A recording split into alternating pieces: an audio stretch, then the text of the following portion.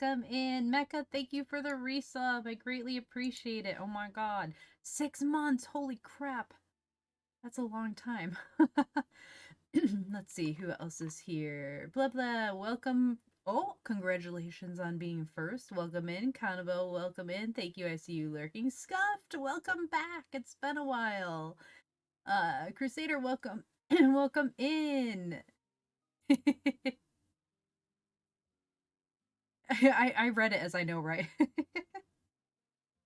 Hey, Diggity Dave! Thank you for the resub. I appreciate it. Oh, I turned my overlay sounds off. There we go. I will have those off for the stream, just for the sake of the nice ASMR. Yay! Thank you for the thank you for the bit, LGB or Nikki. I'm gonna turn sound alerts off on here too, just so that we don't get any of that during the ASMR. Can I pin messages? I can pin a message. Let me do that.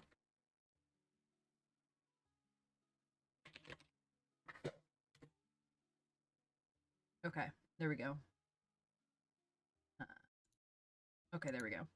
That'll be up there. How is everyone doing today? Hopefully you're doing well. We have a new story to read today. I'm very excited. I have not read The Secret Garden in forever. I don't even remember the last time I read the story. I remember loving it, and I loved the movie, the old movie from like the 90s. So that's why I chose it. But we have some nice fireplace going, which you can't hear, I realize right now. So let me fix that.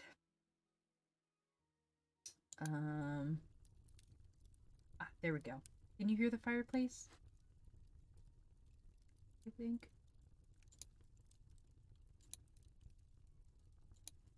Is the fireplace going?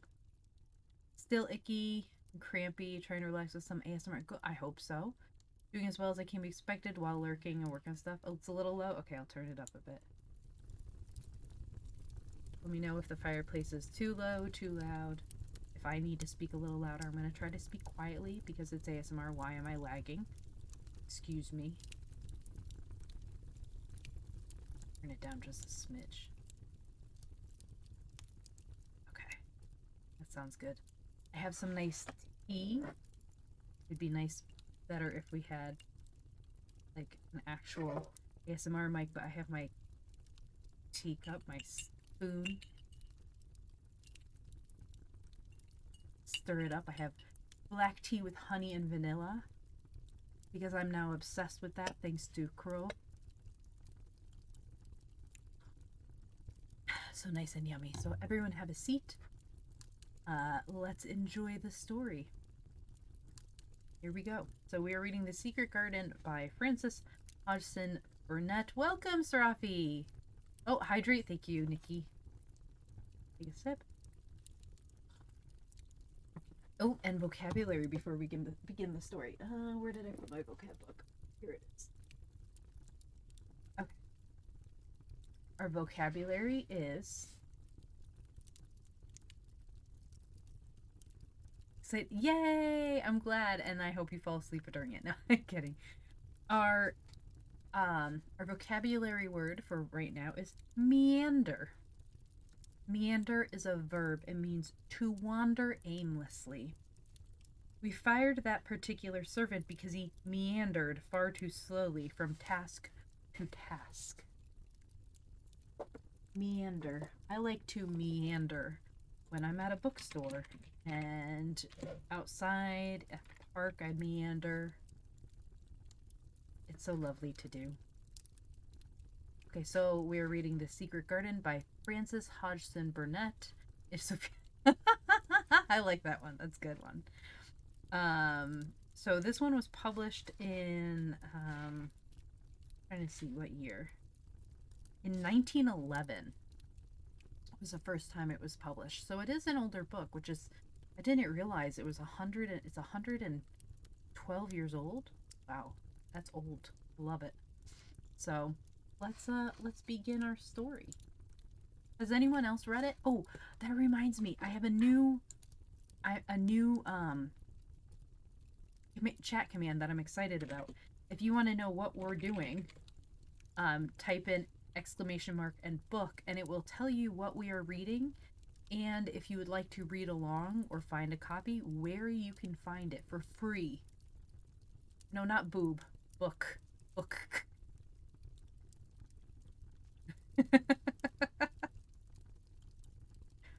um, I'm going to have to make that a timer now or a chat thing. Boob gets you nothing. Or just a blah blah, stop playing around. So if you want to follow along, that'll take you to the page where you can get a Word doc, like a Word document, a PDF, things like that. So feel free to follow along if you so choose. I have time to dig through my shelves for my own copy to read along. Hey, that'd be exciting. If anyone ever has the book, feel free to do so. Okay. Open to the first one. My copy has like introductions, timelines. This book has 27 chapters. Hey, Max, welcome. I love having fellow autistic viewers. Have a seat. Have a seat. We're reading The Secret Garden. Chapter 1. There's no one left. When Mary Lennox was sent to Misselthwaite Manor to live with her uncle, everybody said she was the most disagreeable-looking child ever seen. It was true, too. She had a little thin face and a little thin body, thin light hair and a sour expression. Her hair was yellow and her face was yellow because she had been born in India and had always been ill in one way or another. Her father had held a position under the English government and had always been busy and ill himself, and her mother had been a great beauty who cared only to go to parties and amuse herself with gay people.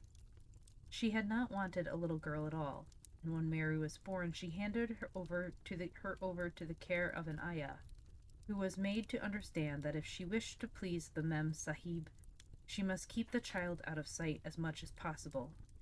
So when she was a sickly, fretful, ugly little baby, she was kept out of the way, and when she became a sickly, fretful, toddling thing, she was kept out of the way also. Thank you, Xandrick. Welcome in. She never remembered seeing familiarly anything but the dark faces of her ayah and the other native servants, and as they always obeyed her and gave her her own way in everything, because the Mem Sahib would be angry if she was disturbed by her crying, by the time she was 6 years old, she was as tyrannical and selfish a little pig as ever lived.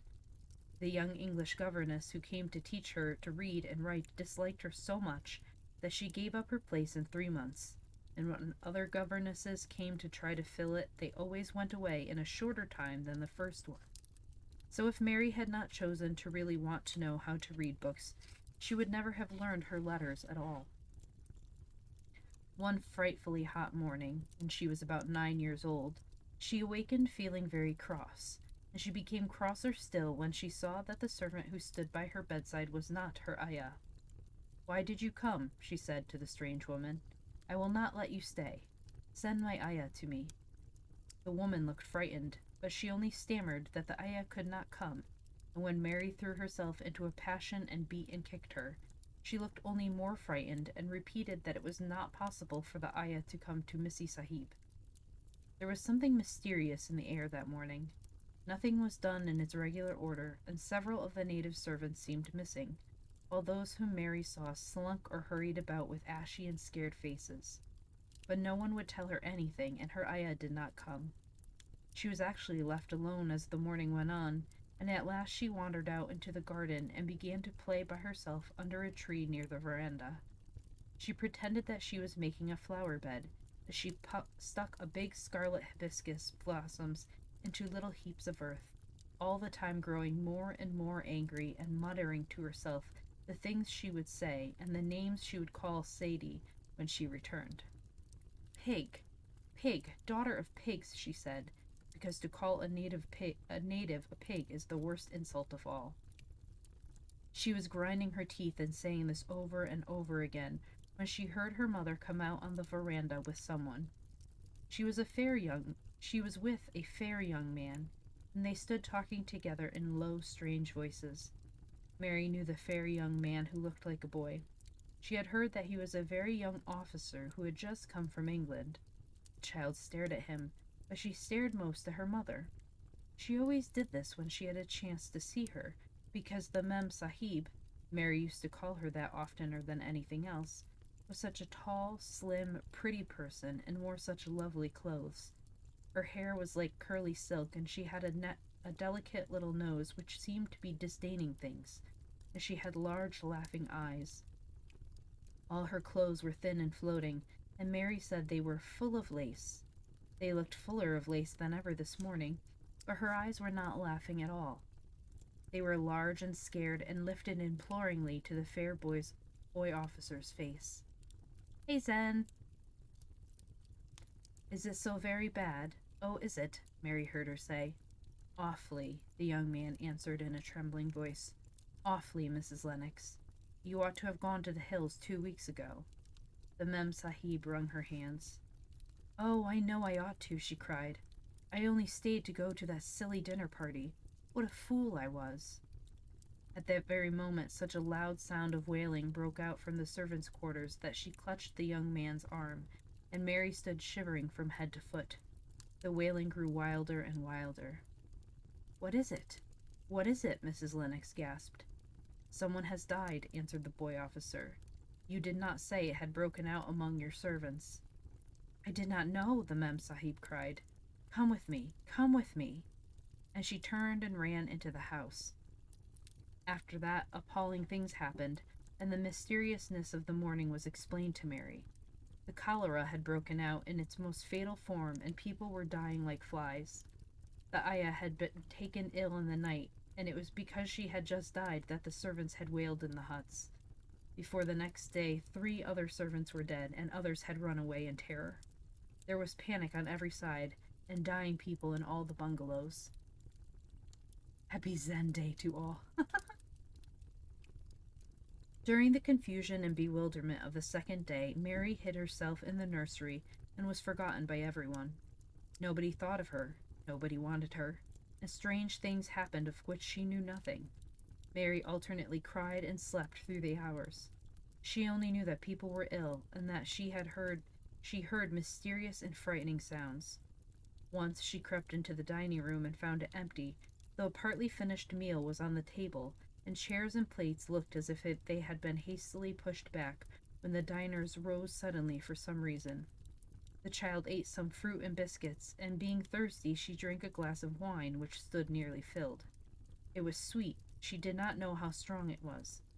Very soon it made her intensely drowsy, as she went back to her nursery and shut herself in again, frightened by the cries she heard in the huts and by the hurrying sound of feet. The wine made her so sleepy that she could scarcely keep her eyes open, and she lay down on her bed and knew nothing more for a long time. Many things happened during the hours in which she slept so heavily, but she was not disturbed by the wails and the sound of things being carried in and out of the bungalows. When she awakened, she lay and stared at the wall. The house was perfectly still. She had never known it to be so silent before. She heard neither voices nor footsteps, and wondered if everybody had got well of the cholera and all the trouble was over. She wondered also who would take care of her now her ayah was dead. There would be a new ayah, and perhaps she would know some new stories. Mary had been rather tired of the old ones. She did not cry because her nurse had died. She was not an affectionate child and had never cared much for anyone. The noise and hurrying about and wailing over the cholera had frightened her, and she had been angry because no one seemed to remember that she was alive. Everyone was too panic-stricken to think of a little girl no one was fond of. When people had the cholera, it seemed that they remembered nothing but themselves. But if everyone had got well again, surely someone would remember and come to look for her. But no one came. And as she lay waiting, the house seemed to grow more and more silent. She heard something rustling in the matting, and when she looked down, she saw a little snake gliding along and watching her with eyes like jewels. She was not frightened because he was a harmless little thing who would not hurt her, and he seemed in a hurry to get out of the room. He slipped under the door as she watched him. How queer and quiet it is, she said. It sounds as if there were no one in the bungalow but me and the snake. Almost the next minute she heard footsteps in the compound, and then on the veranda. There were men's footsteps, and the men entered the bungalow and talked in low voices. No one went to meet or speak to them, and they seemed to open doors and look into rooms. What desolation, she heard one voice say. That pretty, pretty woman. I suppose the child, too. I heard there was a child, though no one ever saw her. Mary was standing in the middle of the nursery when they opened the door a few minutes later. She looked an ugly, cross little thing, and was frowning because she was beginning to be hungry and feel disgracefully neglected. The first man who came in was a large officer she had once seen talking to her father. He looked tired and troubled, but when he saw her he was so startled that he almost jumped back. "Barney," he cried out, "there's a child here, a child alone, in a place like this. Mercy on us, who is she?" "I am Mary Lennox," the little girl said, drawing herself up stiffly. She thought the man was very rude to call her father's bungalow a place like this. "I fell asleep when everyone had the cholera, and I have only just wakened up. Why does nobody come?" "It is the child no one ever saw," exclaimed the man, turning to his companions. "She has actually been forgotten." "Why was I forgotten?" Mary said, stamping her foot. "Why does nobody come?" The young man, whose name was Barney, looked at her very sadly. Mary even thought he saw him wink his eyes as if to wink tears away. "Poor little kid," he said. "There is nobody left to come." It was in that strange and sudden way that Mary found out that she had neither father nor mother left, that they had died and been carried away in the night, and that the few native servants who had not died also had left the house as quickly as they could get out of it, none of them even remembering that there was a Missy Sahib. That was why the place was so quiet. It was true that there was no one in the bungalow but herself and the little rustling snake. Chapter 2. Mistress Mary Quite Contrary. "Oh my god. There's a huge spider on my wall. Holy shit. Hold on. Oh my god. Oh my god, stay where you are. Don't go. Don't. Hold on. Okay. I got it. You see, I live in a place where there's brown recluses,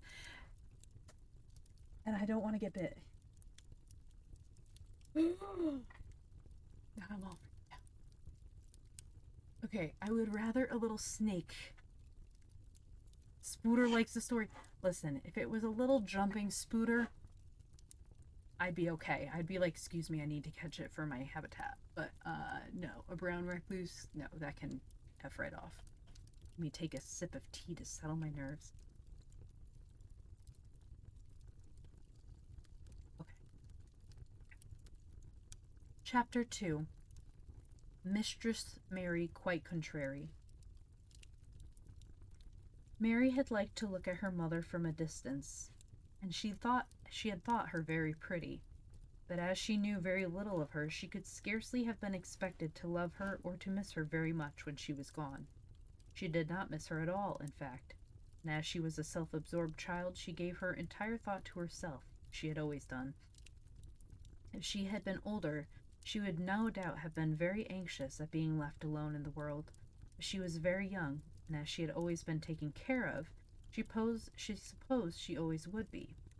What she thought was that she would like to know if she was going to nice people, who would be polite to her and give her her own way, as her ayah and the other native servants had done. She knew that she was not going to stay at the English clergyman's house where she was taken at first. She did not want to stay.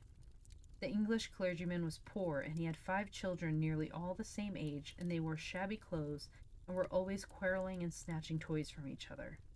Mary hated their untidy bungalow and was so disagreeable to them that after the first day or two, nobody would play with her. By the second day, they had given her a nickname which made her furious. Did it have a big old black butt? It had the fiddle on its back. It was a big one, I could tell from here.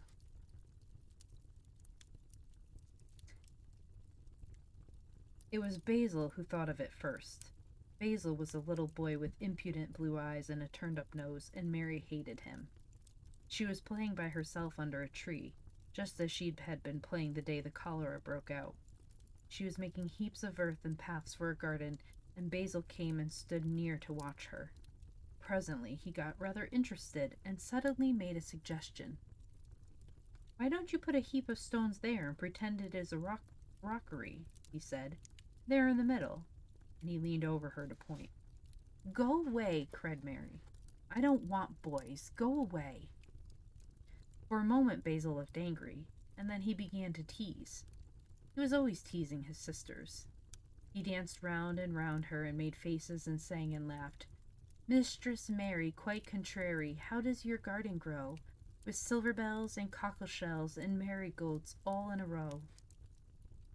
He sang it until the other children heard and laughed too, and the crosser Mary got, the more they sang Mistress Mary, quite contrary. And after that, as long as she stayed with them, they called her Mistress Mary, quite contrary, when they spoke of her to each other, and often when they spoke to her. "You are going to be sent home," Basil said to her, "at the end of the week, and we're glad of it." "I am glad of it too," answered Mary. "Where is home?" "She doesn't know where home is," said Basil, with 7-year-old scorn. "It's England, of course. Our grandmamma lives there, and our sister Mabel was sent to her last year. You are not going to your grandmamma. You have none. You are going to your uncle. His name is Mr. Archibald Craven." "I don't know anything about him," snapped Mary. "I know you don't," Basil answered. "You don't know anything. Girls never do. I heard Father and Mother talking about him. He lives in a great, big, desolate old house in the country, and no one goes near him. He's so cross he won't let them, and they wouldn't come if he would let them. He's a hunchback, and he's horrid." "I don't believe you," said Mary, and she turned her back and stuck her fingers in her ears, because she would not listen any more. But she thought over it a great deal afterward, and when Mrs. Crawford told her that night that she was going to sail away to England in a few days and go to her uncle, Mr. Archibald Craven, who lived in Misselthwaite Manor, she looked so stony and stubbornly uninterested that they did not know what to think about her. They tried to be kind to her, but she only turned her face away when Mrs. Crawford attempted to kiss her, and held herself stiffly when Mr. Crawford patted her shoulder. "She's such a plain child," Mrs. Crawford said pityingly afterward, "and her mother was such a pretty creature. She had a very pretty manner, too, and Mary has the most unattractive ways I ever saw in a child. The children call her Mistress Mary, quite contrary, and though it's naughty of them, one can't help understanding it. Perhaps if her mother had carried her pretty face and her pretty manners oftener into the nursery, Mary might have learned some pretty ways too. It is very sad, now the poor beautiful thing is gone, to remember that many people never even knew that she had a child at all." "I believe she scarcely even ever looked at her," sighed Mrs. Crawford. "When her ayah was dead, there was no one to give a thought to the little thing. Think of the servants running away and leaving her all alone in that deserted bungalow.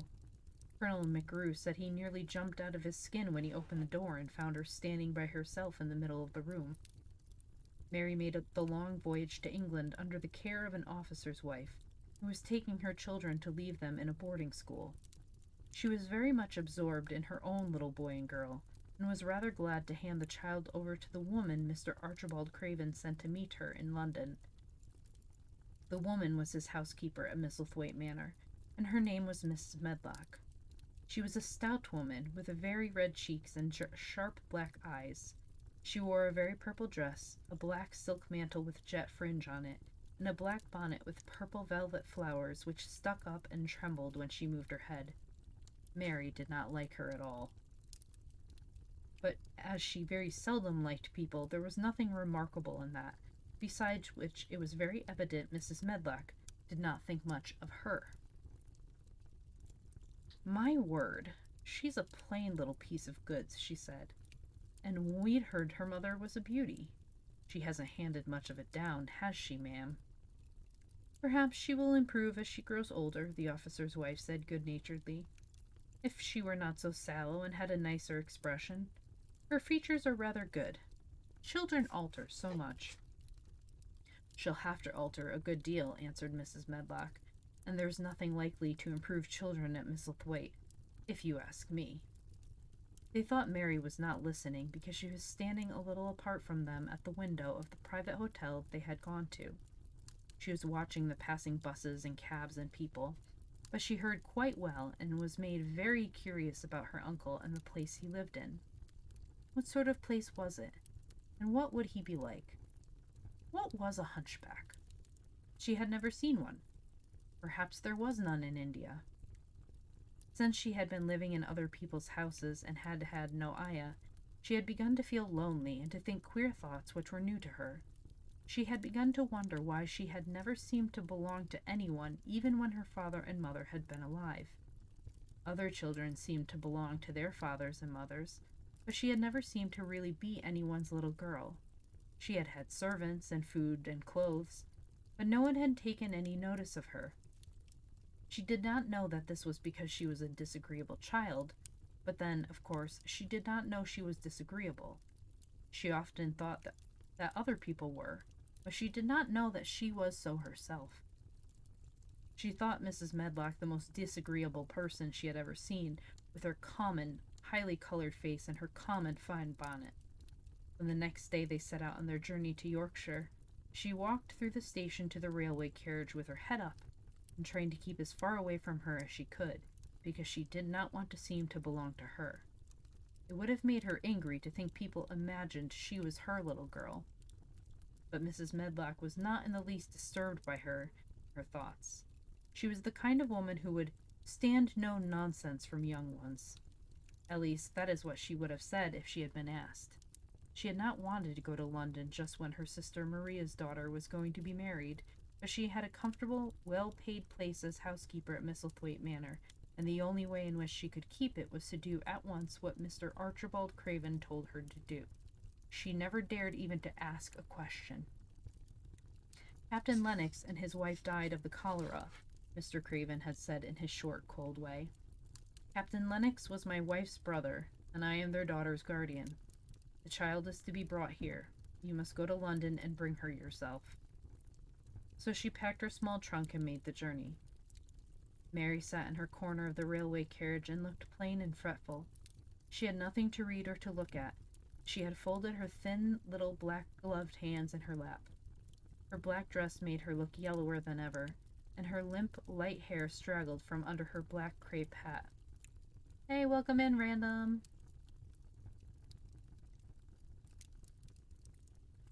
A more marred-looking young one I never saw in my life, Mrs. Medlock thought. Marred is a Yorkshire word and means spoiled and pettish. She had never seen a child who sat so still without doing anything, and at last she got tired of watching her and began to talk in a brisk, hard voice. Welcome, Xandrick, again. I suppose I may as well tell you something about where you are going to, she said. Do you know anything about your uncle? No, said Mary. Never heard your father and mother talk about him? No, said Mary, frowning. She frowned because she remembered that her father and mother had never talked to her about anything in particular. Certainly they had never told her things. Hi, Gumi, welcome in. Huh, muttered Mrs. Medlock, staring at her queer, unresponsive little face. She did not say any more for a few moments, and then she began again. I suppose you might as well be told something, to prepare you. You are going to a queer place. Mary said nothing at all, and Mrs. Medlock looked rather discomfited by her apparent indifference. But after taking a breath, she went on. Not but that it's a grand place in a gloomy way, and Mr. Craven's proud of it in his way, and that's gloomy enough, too. The house is 600 years old, and it's on the edge of the moor, and there's near 100 rooms in it, though most of them's shut up and locked. And there's pictures and fine old furniture and things that's been there for ages, and there's a big park round it and gardens and trees and branches trailing to the ground, some of them. She paused and took another breath. But there's nothing else, she ended suddenly. Mary had begun to listen in spite of herself. It all sounded so unlike India, and anything new rather attracted her. But she did not intend to look as if she were interested. This was one of her unhappy, disagreeable ways. So she sat still. "Well," said Mrs. Medlock, "what do you think of it?" "Nothing," she answered. "I know nothing about such places." That made Mrs. Medlock laugh a short sort of laugh. "Eh," she said, "but you are like an old woman. Don't you care?" "It doesn't matter," said Mary, "whether I care or not." "You are right enough there," said Mrs. Medlock. "It doesn't. What you're to be kept at Misselthwaite Manor for, I don't know, unless because it's the easiest way. He's not going to trouble himself about you, that's sure and certain. He never troubles himself about no one." She stopped herself as if she had just remembered something in time. "He's got a crooked back," she said. "That set him wrong. He was a sour young man and got no good of all his money and big place till he was married." Mary's eyes turned toward her in spite of her intention not to seem to care. She had never thought of the hunchback's being married, and she was a trifle surprised. Mrs. Medlock saw this, and as she was a talkative woman, she continued with more interest. This was one way of passing some of the time, at any rate. She was a sweet, pretty thing, and he'd have walked the world over to get her a blade of grass she wanted. Nobody thought she'd marry him, but she did, and people said she married him for his money. But she didn't. She didn't. Positively. When she died, Mary gave a little involuntary jump. "Oh, did she die?" she exclaimed, quite without meaning to. She had just remembered a French fairy story she had once read called Riquet à la Hope. I can't speak French. It had been about a poor hunchback and a beautiful princess, and it had made her suddenly sorry for Mr. Archibald Craven. "Yes, she died," Mrs. Medlock answered. "And it made him queerer than ever. He cares about nobody. He won't see people. Most of the time he goes away, and when he is at Misselthwaite he shuts himself up in the west wing and won't let anyone but Pitcher see him. Pitcher's an old fellow, but he took care of him when he was a child, and he knows his ways." It sounded like something in a book and did not make Mary feel cheerful. House with 100 rooms, nearly all shut up and with their doors locked. House on the edge of a moor. Whatsoever a moor was, sounded dreary. A man with a crooked back who shut himself up also? She stared out of the window with her lips pinched together, and it seemed quite natural that the rain should have begun to pour down in gray, slanting lines and splash and stream down the window panes. If the pretty wife had been alive, she might have made things cheerful by being something like her own mother, and by running in and out and going to parties as she had done in frocks full of lace. But she was not there any more. "You needn't expect to see him, because 10 to 1 you won't," said Mrs. Medlock.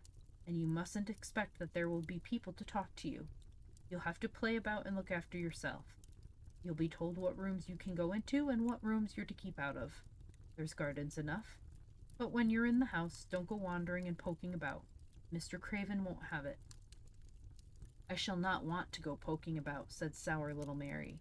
And just as suddenly as she had begun to be rather sorry for Mr. Archibald Craven, she began to cease to be sorry, and to think he was unpleasant enough to deserve all that had happened to him.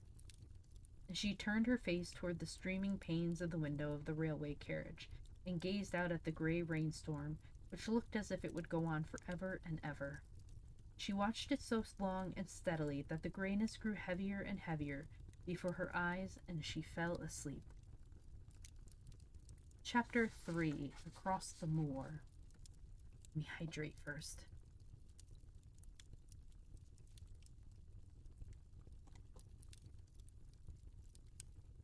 She slept a long time, and when she awakened, Mrs. Medlock had brought a lunch basket at one of the stations, and they had some chicken and cold beef, and bread and butter and some hot tea. The rain seemed to be streaming down more heavily than ever, and everybody in the station wore wet and glistening waterproofs. The guard lighted the lamps in the carriage, and Mrs. Medlock cheered up very much over her tea and chicken and beef. She ate a great deal, and afterward fell asleep herself. and Mary sat and stared at her and watched her fine bonnet slip on one side until she herself fell asleep once more in the corner of the carriage, lulled by the splashing of the rain against the windows. It was quite dark when she awakened again. The train had stopped at a station, and Mrs. Medlock was shaking her. "You have had a sleep," she said. "It's time to open your eyes. We're at Thwaite Station, and we've got a long drive before us." The station was a small one, and nobody but themselves seemed to be getting out of the train. The station master spoke to Mrs. Medlock in a rough, good-natured way, pronouncing his words in a queer, broad fashion, which Mary found out afterward was Yorkshire. I see tha's got back," he said, "and tha's brought the young un with thee."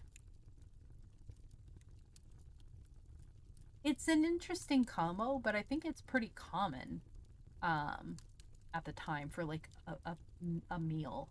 Um, if you read the Oz books with us, they had Dorothy. Dorothy has a strange kind of meal in a lunchbox like that too. It's got several kinds of meat. "Aye, that's her," answered Mrs. Medlock, speaking with a Yorkshire accent herself, and jerking her head over her shoulder toward Mary. "How's the missus?" "Well, now, the carriage is waiting outside for thee." A brougham stood on the road before the little outside platform. Mary saw that it was a smart carriage, and that it was a smart footman who helped her in. His long waterproof coat and the waterproof covering of his hat were shining and dripping with rain, as everything was, the burly station master included. When he shut the door, mounted the box with the coachman, and they drove off, the little girl found herself seated in a comfortably cushioned corner, but she was not inclined to go to sleep again. She sat and looked out of the window, curious to see something of the road over which she was being driven to the queer place Mrs. Medlock had spoken of. She was not at all a timid child, and she was not exactly frightened, but she felt that there was no knowing what might happen in a house with 100 rooms nearly all shut up, a house standing on the edge of a moor. "What is a moor?" she said suddenly to Mrs. Medlock. "Look out of the window in about 10 minutes and you'll see," the woman answered. "We got to drive 5 miles across Missel Moor before we get to the manor. You won't see much because it's a dark night, but you can see something." Mary asked no more questions, but waited in the darkness of her corner, keeping her eyes on the window. The carriage lamps cast rays of light a little distance ahead of them, as she caught glimpses of the things they passed. After they had left the station, they had driven through a tiny village, and she had seen whitewashed cottages and the lights of a public house. Then they had passed a church and a vicarage and a little shop window or so in a cottage with toys and sweets and odd things set out for sale. Then they were on the high road, and she saw hedges and trees.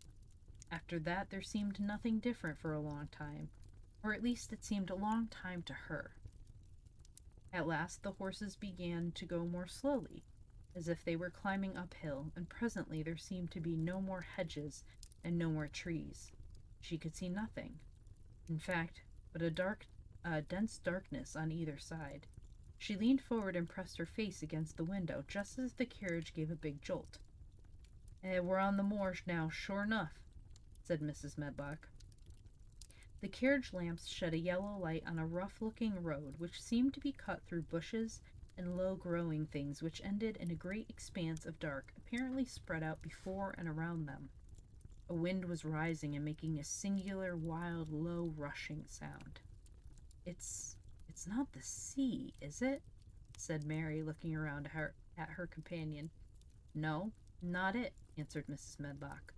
"Nor it isn't fields nor mountains. It's just miles and miles and miles of wild land that nothing grows on but heather and gorse and broom, and nothing lives on but wild ponies and sheep."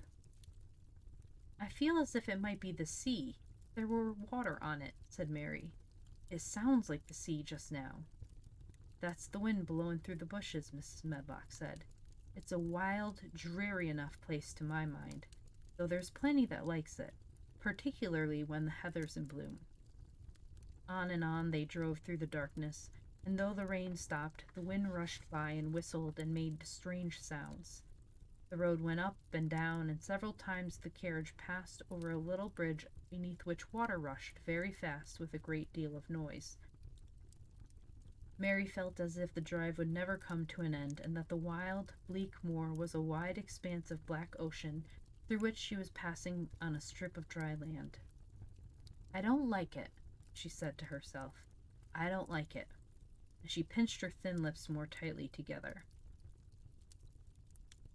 The horses were climbing up a hilly piece of road when she first caught sight of a light. Mrs. Medlock saw it as soon as she did and drew a long sigh of relief. "I'm glad to see that bit of light twinkling," she exclaimed. "It's the light in the lodge window. We shall get a good cup of tea after a bit, at all events." It was after a bit, as she said, for when the carriage passed through the park gates, there was still 2 miles of avenue to drive through, and trees, which nearly met overhead, made it seem as if they were driving through a long, dark vault. They drove out of the vault into a clear space and stopped before an immensely long but low-built house which seemed to ramble around a stone court. At first Mary thought that there were no lights at all in the windows, but as she got out of the carriage she saw that one room in a corner upstairs showed a dull glow. The entrance door was a huge one made of massive, curiously shaped panels of oak studded with big iron nails and bound with great iron bars.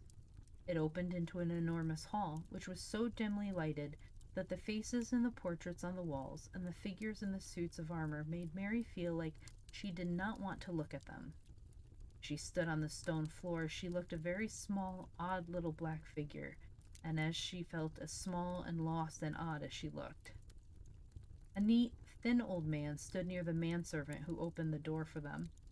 "You are to take her to her room," he said in a husky voice. "He doesn't want to see her. He's going to London in the morning." "Very well, Mr. Pitcher," Mrs. Medlock answered. "So long as I know what's expected of me, I can manage." "What's expected of you, Mrs. Medlock," Mr. Pitcher said, "is that you make sure that he's not disturbed and that he doesn't see what he doesn't want to see."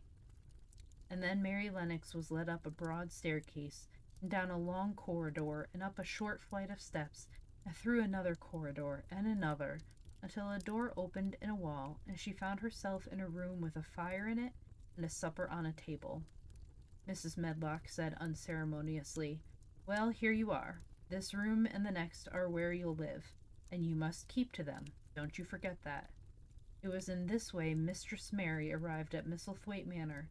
She had perhaps never felt quite so contrary in all her life.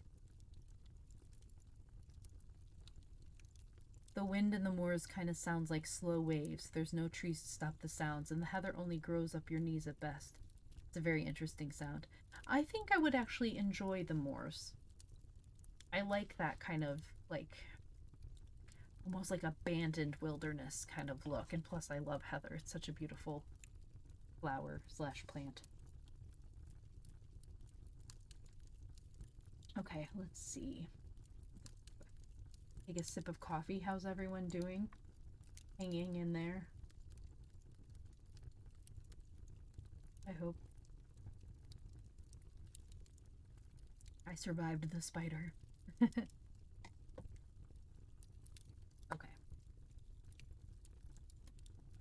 Chapter 4. Martha. It's relaxing? Good. Hopefully the reading voice is okay. Why am I not rolling forward? Oh.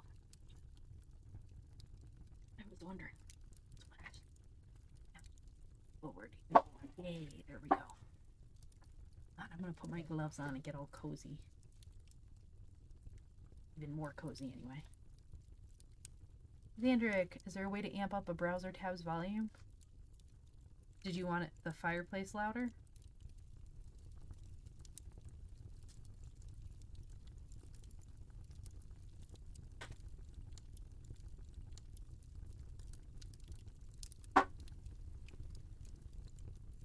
I can turn the fireplace louder if you need it to be. Kind of like a desert of green, honestly. I don't dislike it. but I grew up on the north of Portugal, so going a long time without seeing a pine tree makes anywhere seem alien. That's true.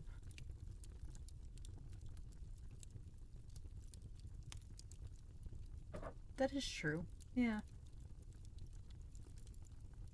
Oh, it's me? Do you need me to speak louder? Am I speaking too quietly? I can turn my mic up a bit. I can boost myself.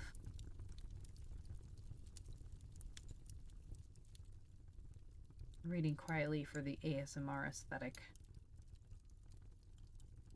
I can move a little closer to the mic. There we go. Is that better?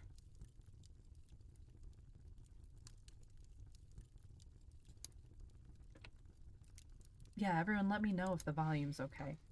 I'm making sure I'm not peaking. At least.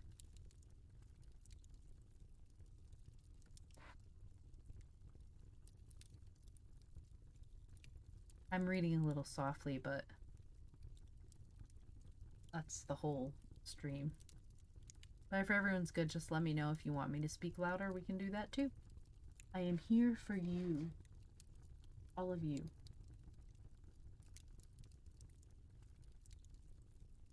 Okay. Chapter 4. Martha. When she opened her eyes in the morning, it was because a young housemaid had come into her room to light the fire, and was kneeling on the hearthrug, raking out the cinders noisily. Are you okay? Lower and loud? Okay. I'll turn up my volume a little bit. Okay. Let me know if that's okay. I didn't even think of that. Is it good?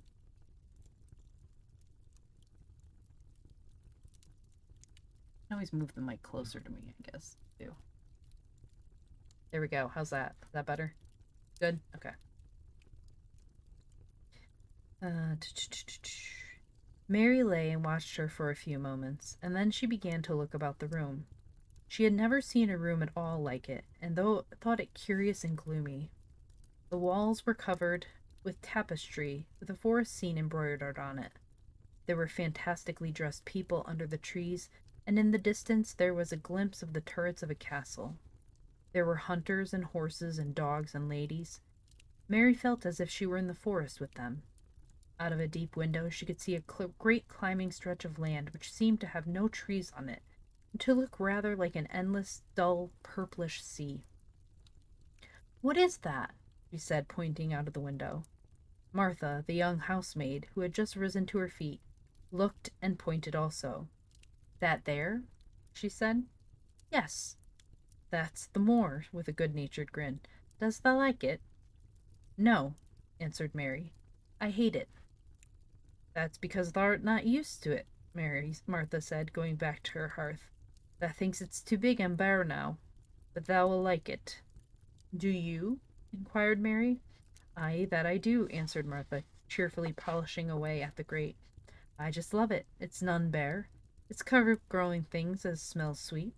It's fair lovely in spring and summer when the gorse and broom and heather's all in flower. It smells of honey and there's such a lot of fresh air. The sky looks so high and the bees and skylarks make such a nice hummin' noise and singin'. I wouldn't live away from the moor for anything." Mary listened to her with a grave, puzzled expression.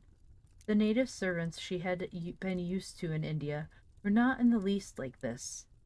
They were obsequious and servile, and did not presume to talk to their masters as if they were their equals.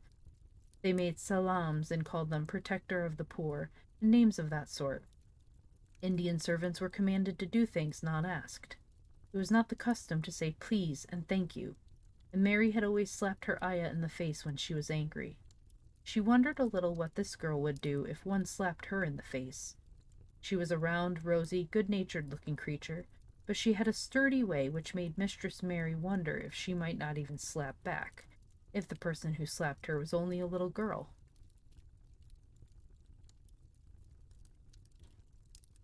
Blah blah. Wren dug a hole in the garden and filled it with water. I think he meant well.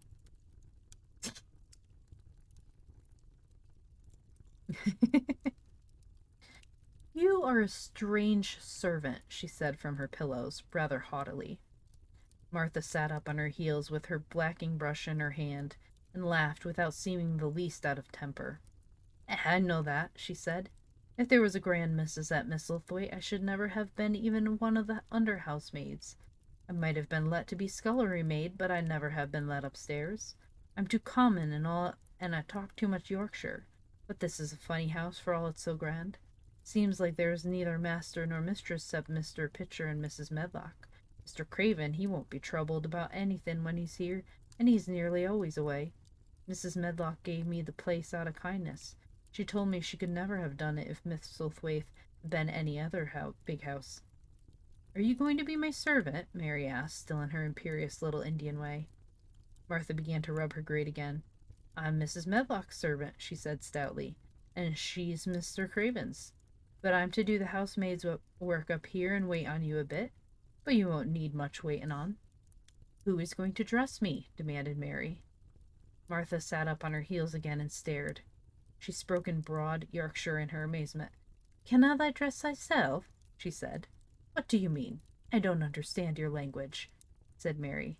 I forgot, Martha said. Mrs. Medlock told me I'd have to be careful, or you wouldn't know what I was saying. I mean, can't you put on your own clothes?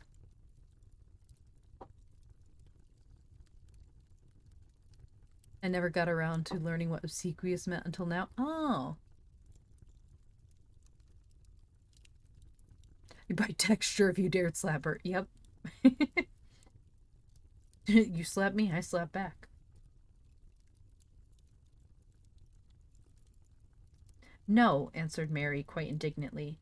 I never did in my life. My ayah dressed me, of course.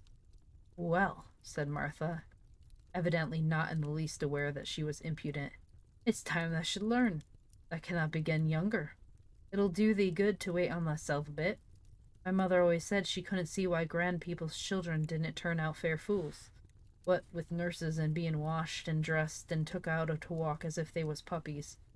It is different in India, said Mistress Mary disdainfully. She could scarcely stand this. But Martha was not at all crushed. I could see it's different, she answered almost sympathetically. I dare say it's because there's such a lot of people there instead of respectable white people. When I heard you was coming from India, I thought you were black too. Mary sat up in bed furious. What? She said. What, you thought I was a native? You daughter of a pig. Martha stared and looked hot. Who are you calling names? She said. You needn't be so vexed. That's not the way for a young lady to talk. I've got nothing against them. When you read about 'em in tracts, they're always very religious. You always read as a man's a brother. I've never seen one before. I was pleased to think I was going to see one close. When I come in to light your fire this morning, I crept up to your bed and pulled the cover back, careful to look at you. And there you was, disappointedly. No more different than me, for all you're so yeller. Mary did not even try to control her rage and humiliation. You thought I was a native. You dared. You don't know anything about natives. They're not people, they're servants who must salaam to you. You know nothing about India. You know nothing about anything. She was in such a rage and felt so helpless before the girl's simple stare, and somehow she suddenly felt so horribly lonely and far away from everything she understood, and which understood her, that she threw herself face downward on the pillows and burst into passionate sobbing. She sobbed so unrestrainedly that good-natured Yorkshire Martha was a little frightened and quite sorry for her. She went to the bed and bent over her. You mustn't cry like that there, she begged. You mustn't, for sure. I didn't know you'd be vexed. I don't know anything about anything, just like you said. I beg your pardon, miss. Do stop crying. Oh, good. I'm glad you can hear a little better. There was something comforting and really friendly in her queer Yorkshire speech and sturdy way which had a good effect on Mary. She gradually ceased crying and became quiet. Martha looked relieved. It's time for thee to get up now, she said.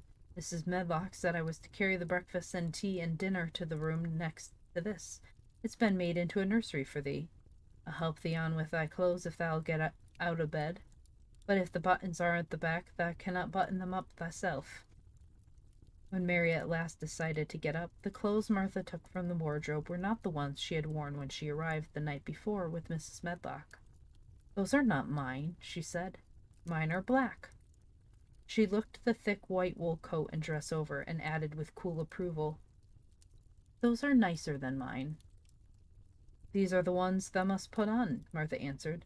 "Mr. Craven ordered Mrs. Medlock to get 'em in London. He said, 'I won't have a child dressed in black wandering about like a lost soul,' he said. 'It'd make the place sadder than it is. Put color on her.' Mother, she said she knew what she meant. Mother always knows what a body means. She doesn't hold with black herself." "I hate black things," said Mary. The dressing process was one which taught them both something. Martha had buttoned up her little sisters and brothers, but she had never seen a child who stood still and waited for another person to do things for her, as if she had neither hands nor feet of her own. "Why doesn't thou put on thy own shoes?" she said when Mary quietly held out her foot. "My ayah did it," answered Mary, staring. "It was the custom." She said that very often. It was the custom. The native servants were always saying it. If one told them to do a thing their ancestors had not done for 1,000 years, they gazed at one mildly and said, "It is not the custom," and one knew that it was the end of the matter. It had not been the custom that Mistress Mary should do anything but stand and allow herself to be dressed like a doll, but before she was ready for breakfast she began to suspect that her life at Misselthwaite Manor would end by teaching her a number of things quite new to her. Things such as putting on her own shoes and stockings, and picking up things she let fall.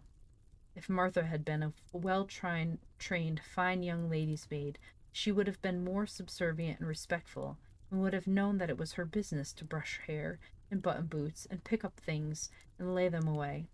She was, however, only an untrained Yorkshire rustic who had been brought up in a moorland cottage with a swarm of little brothers and sisters, who had never dreamed of doing anything but waiting on themselves and on the younger ones who were either babies in arms or just learning to totter about and tumble over things. If Mary Lennox had been a child who was ready to be amused, she would perhaps have laughed at Martha's readiness to talk, but Mary only listened to her coldly and wondered at her freedom of manner. At first she was not at all interested, but gradually, as the girl rattled on in her good-tempered, homely way, Mary began to notice what she was saying. "Hi, Matsu! Welcome in! Greetings! Thank you for the raid! I'm happy to have you here! Hello, raiders!" I'll do the book thing in a moment. Welcome in, everyone. Have a seat on the carpet with everyone else. How was your stream, Matsu?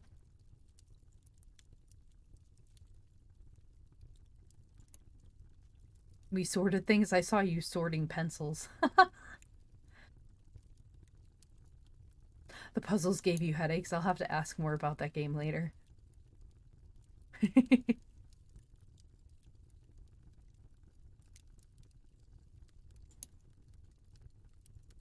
Let's see. I don't think I have ads on. I don't think. But hello, everyone. Welcome in. For anyone who doesn't know me, I am Sophia Ignosi. I am a teacher. We are currently reading The Secret Garden, and you can actually read along if you so choose. You can find the book on Project Gutenberg. The link will take you directly to the page with a variety of different formats that you can read from. Matsu got them sorted out. Yay! Sasuga librarian.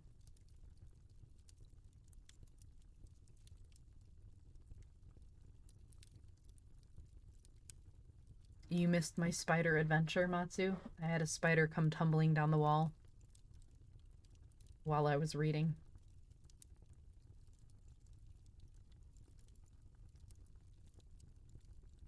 Okay.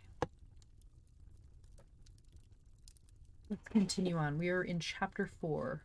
Yeah, it was like, oh my god! Chapter 4, we are reading about Martha.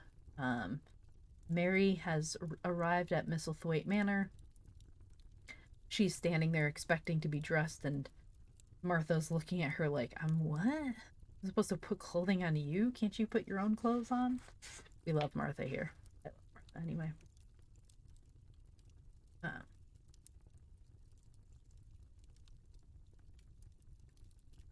If Mary Lennox had been a child who was ready to be amused, she would have perhaps have laughed at Martha's readiness to talk. But Mary only listened to her coldly and wondered at her freedom of manner. First she was not at all interested, but gradually, as the girl rattled on in her good-natured, homely way, Mary began to notice what she was saying. You should see 'em all," she said. "There's 12 of us, and my father only gets 16 shillin' a week. I can tell you my mother's put to it to get porridge for 'em all. They tumble about on the moor and play there all day, and mother says the air of the moors fattens 'em. She says she believes they eat the grass same as the wild ponies do. Our Dickon, he's 12 years old, and he's got a young pony he calls his own." "Where did he get it?" asked Mary. "He found it on the moor with its mother when it was a little one, and he began to make friends with it and give it bits of bread and plucked young grass for it. And it got to like him, so it follows him about and it lets him get on its back. Dickon's a kind lad, and animals like him." Mary had never possessed an animal pet of her own, and had always thought she would like one. So she began to feel a slight interest in Dickon, and as she had never before been interested in any one but herself, it was the dawning of a healthy sentiment. When she went into the room which had been made into a nursery for her, she found that it was rather like the one she had slept in. It was not a child's room, but a grown-up person's room, with gloomy old pictures on the walls and heavy old oak chairs. The table in the center was set with a good substantial breakfast, but she had always had a very small appetite, and she looked with something more than indifference at the first plate Martha set before her. "I don't want it," she said. "That doesn't want thy porridge?" Martha exclaimed incredulously. "No." "That doesn't know how good it is. Put a bit of treacle on it, or a bit of sugar." "I don't want it," repeated Mary. Said Martha. "I can't abide to see good victuals go to waste. If our children was at this table, they'd clean it bare in 5 minutes." "Why?" said Martha coldly. "Why?" echoed Martha. "Because they scarce ever had their stomachs full in their lives. They're as hungry as young hawks and foxes." "I don't know what it is to be hungry," said Mary, with the indifference of ignorance. Martha looked indignant. "Well, it would do thee good to try it. I can see that plain enough," she said outspokenly. "I've no patience with folk as sits and just stares at good bread and meat. My word, don't I wish Dickon and Phil and Jane and the rest of 'em had what's here under their pinafores." "Why don't you take it to them?" suggested Mary. "It's not mine," answered Martha stoutly, "and this isn't my day out. I get my day out once a month, same as the rest. Then I go home and clean up for my mother and give her a day's rest." Mary drank some tea and ate a little toast and some marmalade. "You wrap up warm and run out and play, you," said Martha. "It'll do you good and give you a stomach for your meat." Mary went to the window. There were gardens and paths and big trees, but everything looked dull and wintry. "Out? Why should I go out on a day like this?"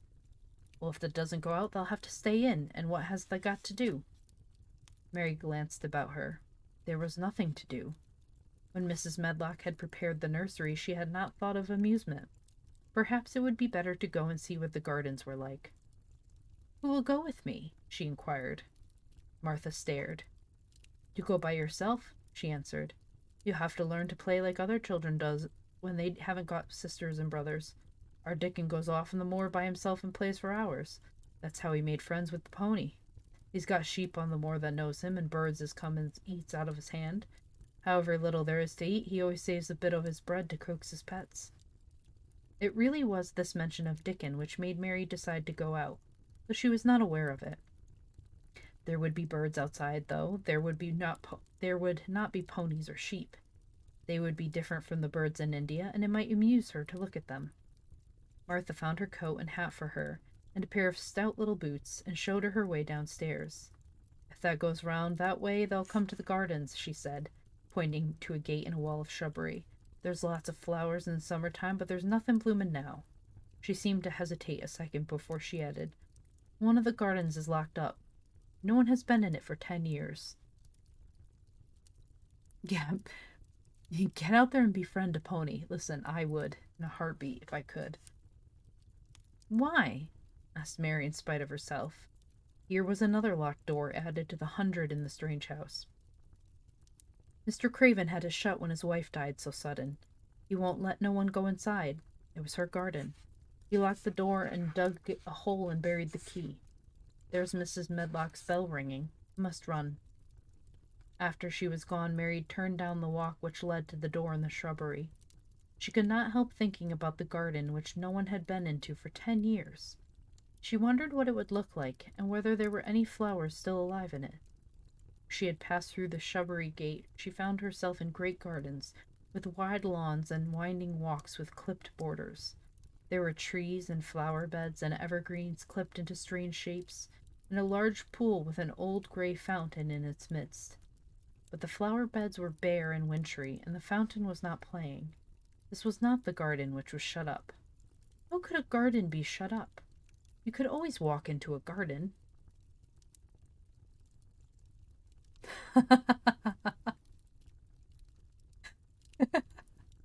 Don't come back until you're a full-fledged Disney princess. You're right, she's already got it. She's got half of it. So she needs the prince to fall in love and rescue her.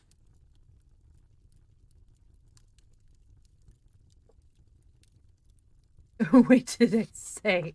No, the garden has been shut up, closed up. She was just thinking this when she saw that, at the end of the path she was following, there seemed to be a long wall with ivy growing over it. She was not familiar enough with England to know that she was coming upon the kitchen gardens where the vegetables and fruit were growing. She went toward the wall and found that there was a green door in the ivy and that it stood open. This was not the closed garden, evidently. She could go into it. She went through the door and found that it was a garden with walls around it, and that it was only one of several walled gardens which seemed to open into one another. She saw another open green door, revealing bushes and pathways between the beds containing winter vegetables. Fruit trees were blah. Ah, thank you for the follow. I am Dark Ron. I am? Thank you. I appreciate it. Enjoy your stay with your classmates.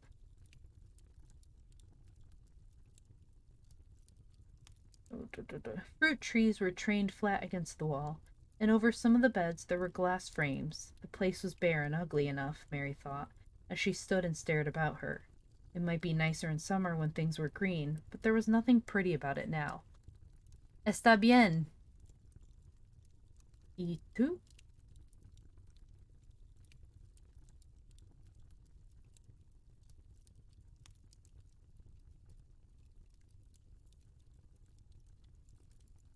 De nada.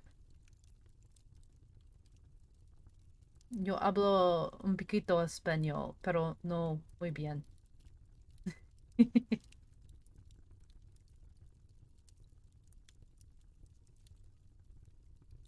Presently, an old man with a spade over his shoulder walked through the door leading from the second garden.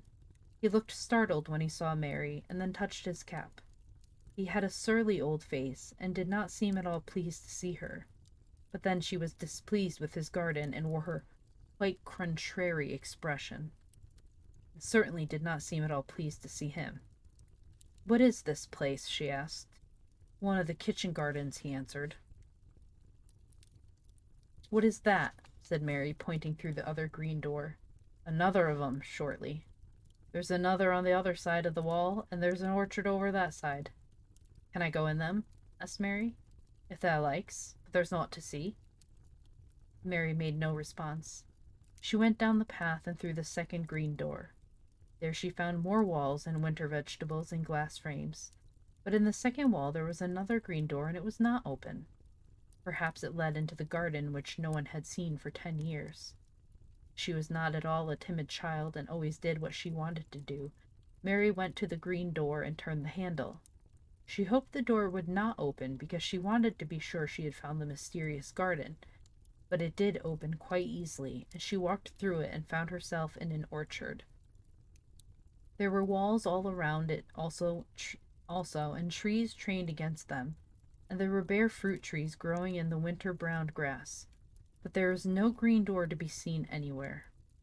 Mary looked for it, and yet when she had entered the upper end of the garden, she had noticed that the wall did not seem to end with the orchard, to extend beyond it as if it enclosed a place at the other side. She could see the tops of trees above the wall, and when she stood, she saw a bird with bright red breast sitting on the topmost branch of one of them, and suddenly he burst into his winter song, almost as if he had caught sight of her and was calling to her.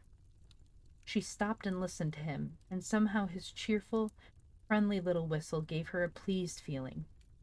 Even a disagreeable little girl may be lonely, and the big closed house and big bare moor and big bare gardens had made this one feel as if there was no one left in the world but herself. If she had been an affectionate child, who had been used to being loved, she would have broken her heart. But even though she was Mistress Mary quite contrary, she was desolate, and the bright-breasted little bird brought a look into her sour little face which was almost a smile. She listened to him until he flew away. He was not like an Indian bird, and she liked him and wondered if she would ever see him again. Perhaps he lived in the mysterious garden and knew all about it. Perhaps it was because she had nothing whatever to do that she thought so much of the deserted garden. She was curious about it and wanted to see what it was like. Why had Mr. Archibald Craven buried the key? If he had liked his wife so much, why did he hate her garden? She wondered if she should ever see him, but she knew that if she did, she would not like him, and he would not like her, and that she should only stand and stare at him and say nothing, though she should be wanting dreadfully to ask why he had done such a queer thing. Hydrate, thank you. Hydrate.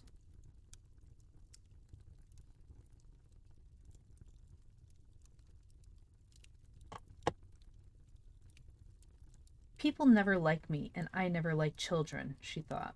And I never can talk as the Crawford children could. They were always talking and laughing and making noises. She thought of the robin and the way he seemed to sing his song at her, and as she remembered the tree-top he perched on, she stopped rather suddenly on the path. I believe that tree was in the secret garden. I feel sure it was, she said. There was a wall round the place, and there was no door. She walked back into the first kitchen garden she had entered and found the old man digging there. She went and stood beside him and watched him a few moments in her cold little way. He took no notice of her, and so at last she spoke to him. I have been into the other gardens, she said. There was nothing to prevent thee, he answered crustily. I went into the orchard. There was no dog at the door to bite thee, he answered. There was no door there into the other garden, said Mary. What garden? He said in a rough voice, stopping his digging for a moment. The one on the other side of the wall, answered Mistress Mary. There are trees there. I saw the tops of them. A bird with a red breast was sitting on one of them, and he sang. To her surprise, the surly old weather-beaten face actually changed its expression. A slow smile spread over it, and the gardener looked quite different. It made her think that it was curious how much nicer a person looked when he smiled. She had not thought of it before. He turned about to the orchard side of his garden and began to whistle, a low, soft whistle. She could not understand how such a surly man could make such a coaxing sound. Almost the next moment a wonderful thing happened. She heard a soft little rushing flight through the air, and it was the bird with the red breast flying to them, and he actually alighted on the big clod of earth quite near the gardener's foot. Here he is, chuckled the old man. Then he spoke to the bird as if he were speaking to a child. Where hast thou been, the cheeky little beggar? He asked. I have not seen thee before to-day. Hast thou begun the courtin' this early in the season? Thou art too forward. Ford put his tiny head on one side and looked up at him with his soft bright eye, which was like a black dewdrop. He seemed quite familiar, and not the least afraid. He hopped about and pecked the earth briskly, looking for seeds and insects. It actually gave Mary a queer feeling in her heart, because he was so pretty and cheerful. It seemed so like a person. He had a tiny, plump body and a delicate beak and slender, delicate legs. Don't hate the bird, hate the game.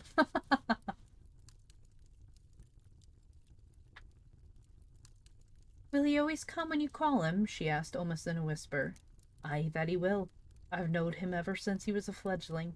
He came out of the nest in the other garden, and when he first flew over the wall, he was too weak to fly back over for a few days, and we got friendly.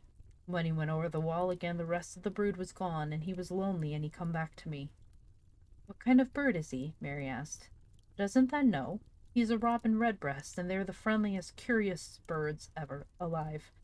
They're almost as friendly as dogs, if you know how to get on with them. Watch him pecking about there and looking round at us again now.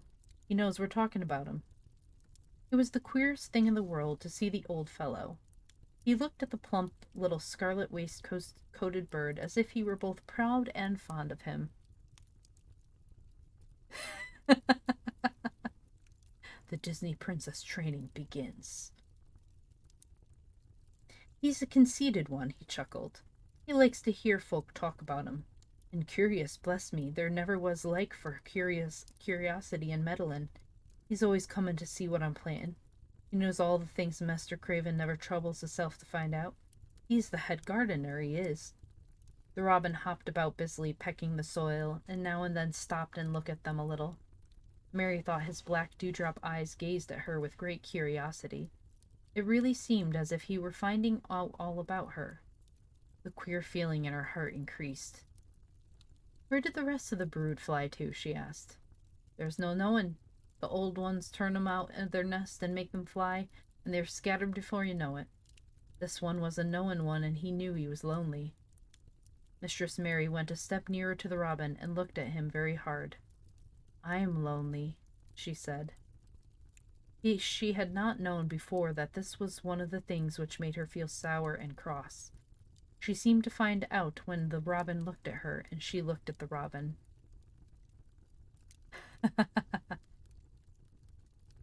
The old gardener pushed his cap back on his bald head and stared at her a minute. Are thou the little wench from India? He asked. Mary nodded. Then no wonder thou'rt lonely. That'll be lonelier that before thou's done, he said. He began to dig again, driving his spade deep into the rich black garden soil while the robin hopped about, very busily employed. What is your name? Mary inquired. He stood up to answer her. Ben Weatherstaff, he answered. And then he added with a surly chuckle, I'm lonely myself except when he's with me, and he jerked his thumb toward the robin. He's the only friend I've got. I have no friends at all, said Mary. I never had. My ayah didn't like me, and I never played with anyone. It is a Yorkshire habit to say what you think with blunt frankness, and old Ben Weatherstaff was a Yorkshire-moor man. That and me are a good bit alike, he said. We was wove out of the same cloth. We neither of us good-lookin', and we're both of us as sour as we look. We got the same nasty tempers, both of us, I'll warrant. This was plain speaking, and Mary Lennox had never heard the truth about herself in her life. Native servants always salaamed and submitted to you, whatever you did.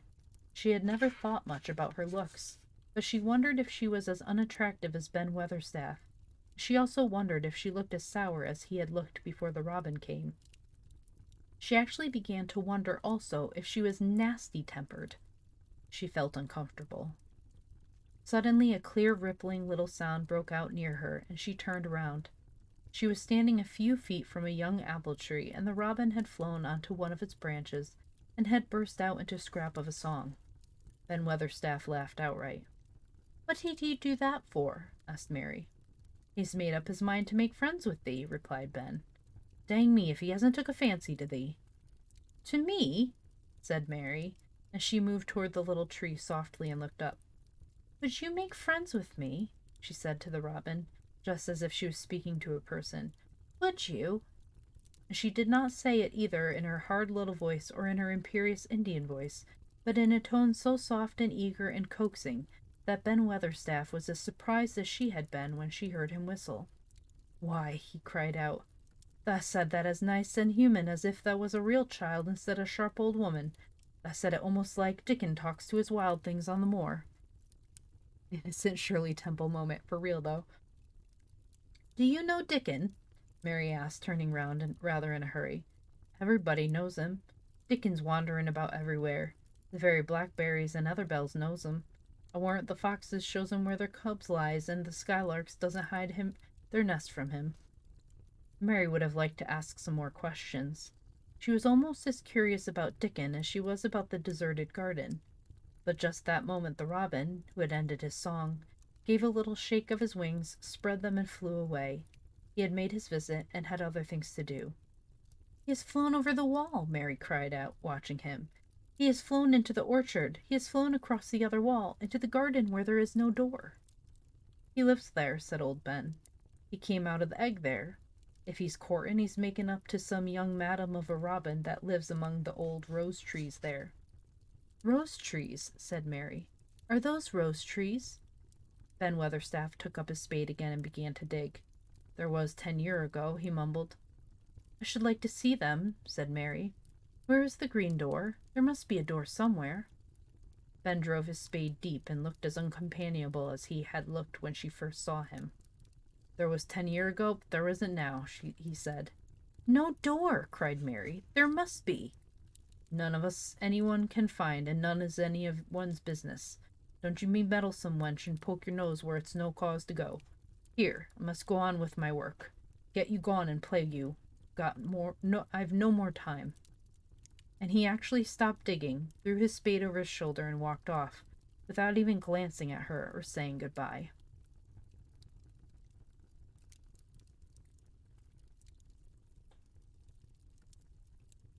Chapter 5. The Cry in the Corridor. I think we can read at least the first 50 pages. For sure. Maybe more. Mayhaps more. At first, each day which passed by for Mary Lennox was exactly like the others. Every morning she woke in her tapestried room and found Martha kneeling upon the hearth, building her fire. Every morning she ate her breakfast in the nursery, which had nothing amusing in it, and after each breakfast she gazed out of the window across to the huge moor, which seemed to spread out on all sides and climb up to the sky, and after she had stared for a while, she realized that if she did not go out, she would have to stay in and do nothing. And so she went out. She did not know that this was the best thing she could have done. She did not know that, when she began to walk quickly, or even run along the paths and down the avenue, she was stirring her slow blood and making herself stronger by fighting with the wind which swept down from the moor. She ran only to make herself warm. She hated the wind which rushed at her face and roared, and held her back as if it were some giant she could not see. But the big breaths of rough, fresh air blown over the heather filled her lungs with something which was good for her whole thin body, and whipped some red color into her cheeks, and brightened her dull eyes when she did not know anything about it. But after a few days spent almost entirely out of doors, she wakened one morning knowing what it was to be hungry, and when she sat down to her breakfast she did not glance disdainfully at her porridge and push it away, but took up her spoon and began to eat it, and went on eating it until her bowl was empty. That gone well enough with that this morning, didn't they? Said Martha. It tastes nice today, said Mary, feeling a little surprised herself. It's there the more that's given thee stomach for the victuals, answered Martha. It's lucky for thee that thou's got victuals as well as appetite. There's been 12 in our cottage as had the stomach and nothing to put in it. You go on playing you out of doors every day, and you'll get some flesh on your bones, and you won't be so yeller. I don't play, said Mary. I have nothing to play with. Nothing to play with, exclaimed Martha. Our children plays with sticks and stones. They just runs about and shouts and looks at things. Mary did not shout, but she looked at things. There was nothing else to do. She walked round and round the gardens and wandered about the paths in the park. Sometimes she looked for Ben Weatherstaff, but though several times she saw him at work, he was too busy to look at her or was too surly. Once, when she was walking toward him, he picked up his spade and turned away, as if he did it on purpose. One place she went to oftener than than to any other. It was the long walk outside the gardens with the walls around them. There were bare flower beds on either side of it, and against the walls ivy grew thickly. There was one part of the wall where the creeping dark green leaves were more bushy than elsewhere. It seemed as if for a long time that part had been neglected. The rest of it had been clipped and made to look neat, but at this lower end of the walk it had not been trimmed at all. A few days after she had talked to Ben Weatherstaff. Mary stopped to notice this and wondered why it was so. She had just paused and was looking up at a long spray of ivy swinging in the wind when she saw a gleam of scarlet and heard a brilliant chirp, and there, on the top of the wall, perched Ben Weatherstaff's robin redbreast, tilting forward to look at her with his small head on one side. "Oh," she cried out, "is it you? Is it you?" And it did not seem at all queer to her that she spoke to him, as if she were sure that he would understand and answer her. He did answer.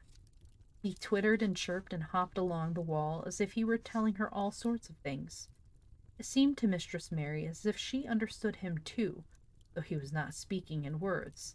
It was as if he had said, "Good morning. Isn't the wind nice? Isn't the sun nice? Isn't everything nice? Let us both chirp and hop and twitter. Come on, come on."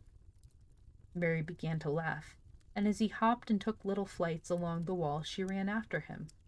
Poor little thin, sallow, ugly Mary. She actually looked almost pretty for a moment.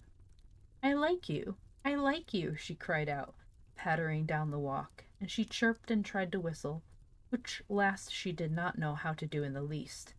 But the robin seemed to be quite satisfied and chirped and whistled back at her. At last he spread his wings and made a darting flight to the top of a tree, where he perched and sang loudly. That reminded Mary of the first time she had seen him. He had been swinging on a treetop then, and she had been standing in the orchard. Now she was on the other side of the orchard and standing in the path outside a wall, much lower down, and there was the same tree inside. "It's in the garden no one can go into," she said to herself. "It's the garden without a door. He lives in there. How I wish I could see what it is like." She ran up the walk to the green door she had entered the first morning. Then she ran down the path through the other door and then into the orchard, and when she stood and looked up, there was the tree on the other side of the wall, and there was the robin just finishing his song and beginning to preen his feathers with his beak. "It is the garden," she said. "I am sure it is." She walked round and looked closely at that side of the orchard wall, but she only found what she had found before, that there was no door in it. Then she ran through the kitchen gardens again and walked into the walk outside the long ivy-covered wall, and she walked to the end of it and looked at it, but there was no door. And then she walked to the other end looking again, but there was no door.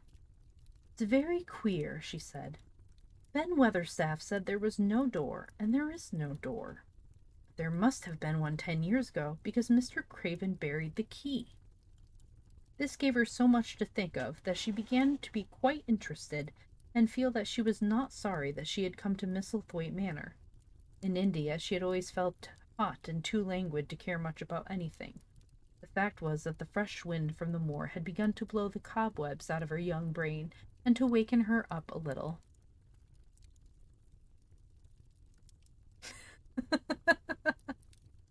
That's a cute worm emote. Observe. She stayed out of doors and nearly all She stayed out of doors nearly all day, and when she sat down to her supper at night, she felt hungry and drowsy and comfortable. She did not feel cross when Martha chattered away. She felt as if she rather liked to hear her, and at last she thought she would ask her a question.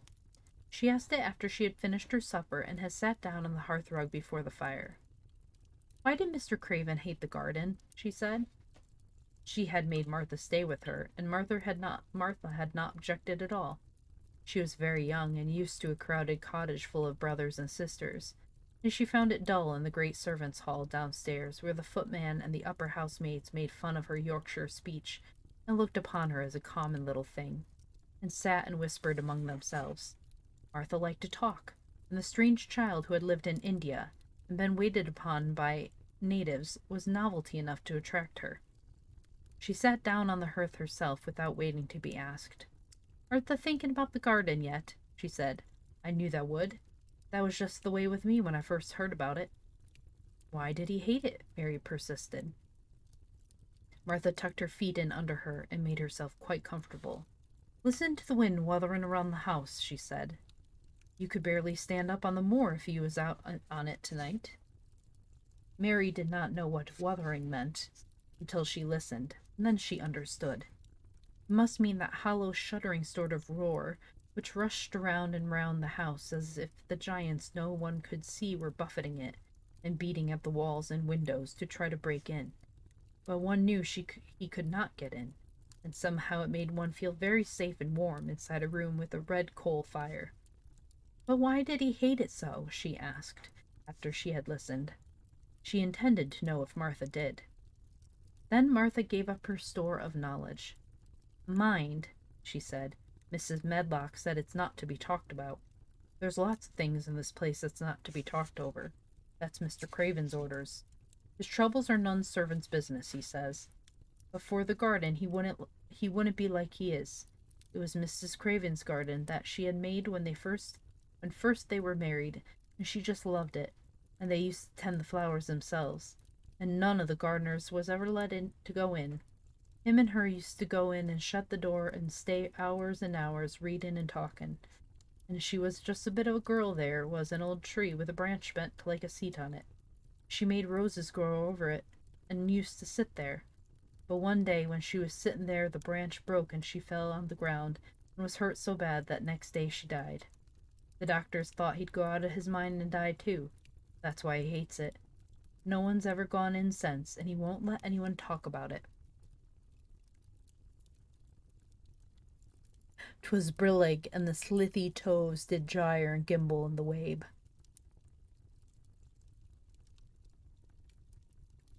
Mary did not ask any more questions. She looked at the red fire and listened to the wind wuthering. It seemed to be wuthering louder than ever. At that moment, a very good thing was happening to her. 4 good things had happened to her, in fact, since she came to Misselthwaite Manor. She had felt as if she had understood a robin and that he had understood her. She had run in the wind until her blood had grown warm. She had been healthily hungry for the first time in her life. And she had found out what it was to be sorry for someone. But as she was listening to the wind, she began to listen to something else. She did not know what it was, because at first she could scarcely distinguish it from the wind itself. It was a curious sound. It seemed almost as if a child were crying somewhere. Sometimes the wind sounded rather like a child crying, but presently Mistress Mary felt quite sure the sound was inside the house, not outside it. It was far away, but it was inside. She turned round and looked at Martha.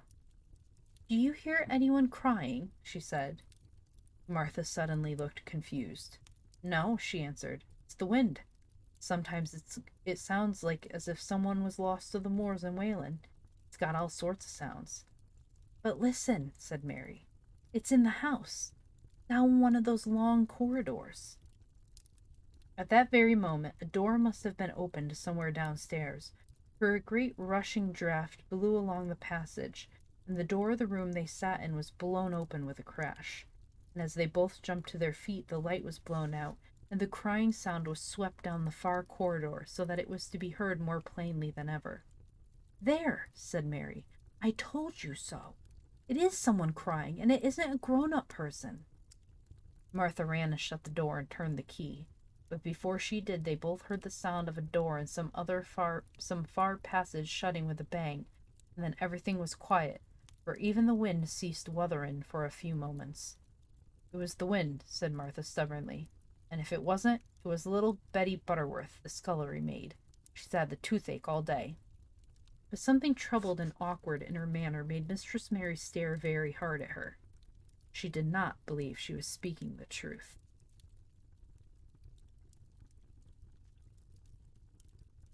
Chapter 6. There was someone crying. There was. I like that the chapter title is a quote.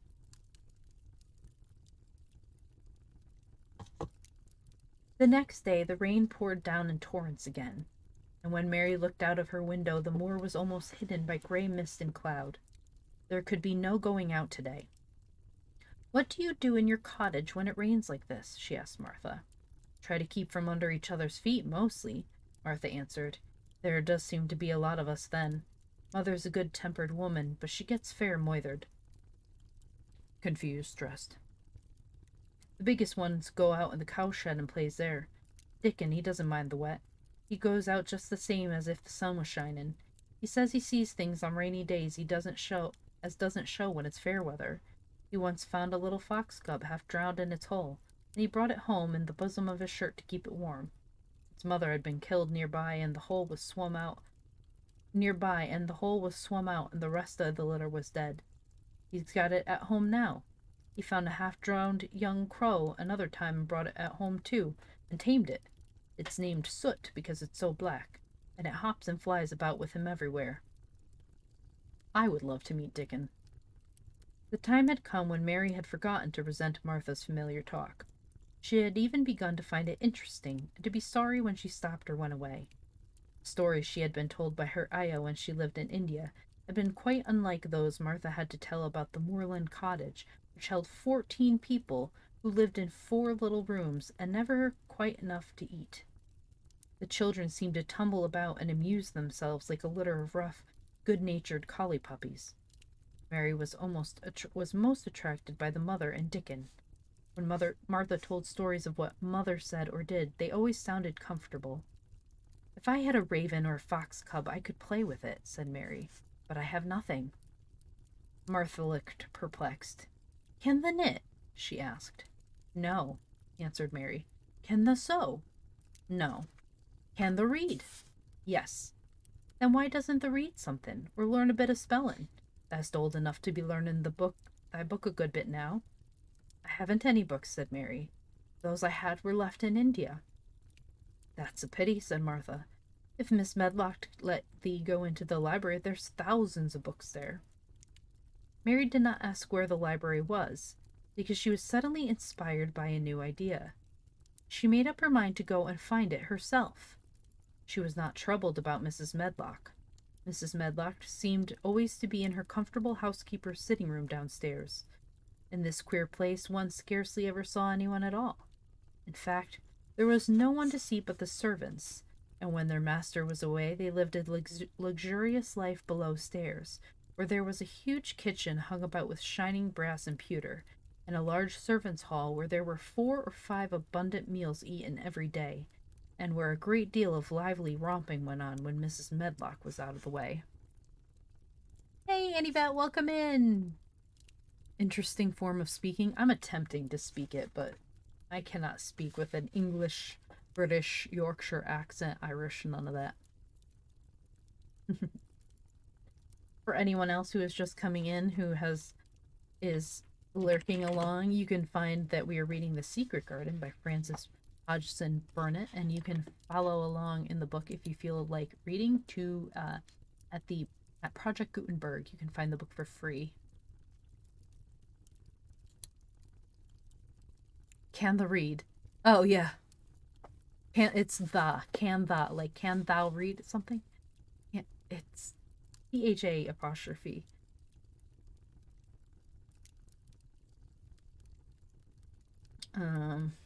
Yeah, it's an accent or a dialect. I can't read it. Can thou read? Yeah, but it's spelled the. Like can thou read?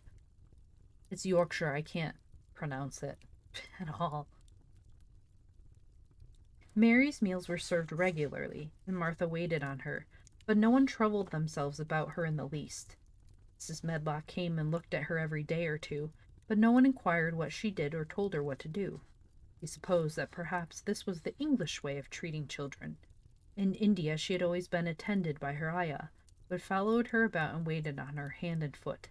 She had often been tired of her company. Now she was followed by nobody, and was learning to dress herself because Martha looked as though she thought she was silly and stupid when she wanted to have things handed to her and put on. "Hasn't that got good sense?" she said once, when Mary had stood waiting for her to put on her gloves for her. "Our Susan Ann is twice as sharp as thee, and she's only 4-year-old." Sometimes the looks fair soft in the head. Mary had worn her contrary scowl for an hour after that, but it made her think several entirely new things. She stood at the window for about 10 minutes this morning after Martha had swept up the hearth for the last time and gone downstairs.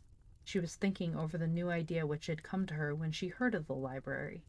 She did not care very much about the library itself, because she had read very few books, but to hear of it brought back to her mind the 100 rooms with closed doors. She wondered if they were all really locked, and what she would find if she could get into any of them. Were there 100 really? Why shouldn't she go and see how many doors she could count? It would be something to do on this morning when she could not go out. She had never been taught to ask permission to do things, and she knew nothing at all about authority, so she would not have thought it necessary to ask Mrs. Medlock if she might walk about the house, even if she had seen her. She opened the door of the room and went into the corridor, and then began her wanderings.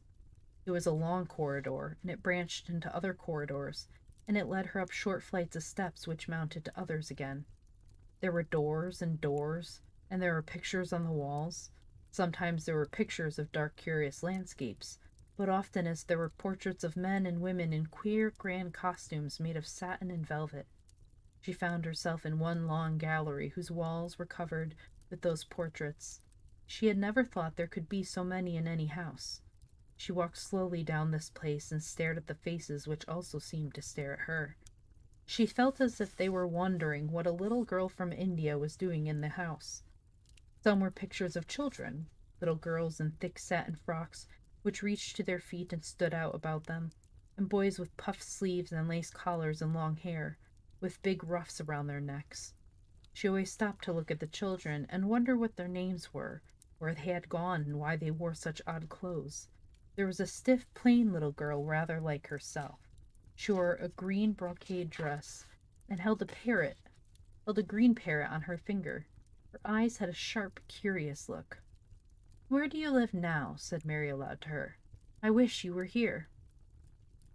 Surely no other little girl ever spent such a queer morning. It seemed as if there was no one in all the huge rambling house but her own small self, wandering about upstairs and down, through narrow passages and wide ones, where it seemed to her that no one but herself had ever walked. Since so many rooms had been built, people must have lived in them, but it all seemed so empty that she could not believe it true. Thank you for the hydrate. There's trouble up the mill. There's trouble up at the mill. I probably said that wrong. I'm terrible with accents. I try, but it's bad.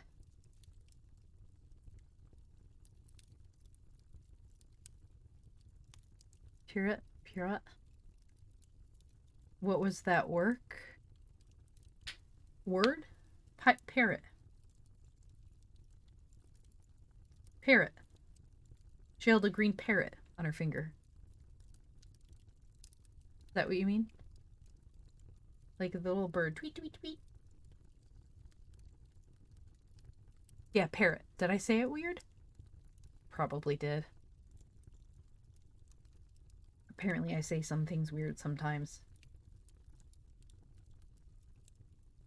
It was not until she climbed to the second floor that she thought of turning the handle of a door. All the doors were shut, as Mrs. Medlock had said they were, but at last she put her hand on the handle of one of them and turned it.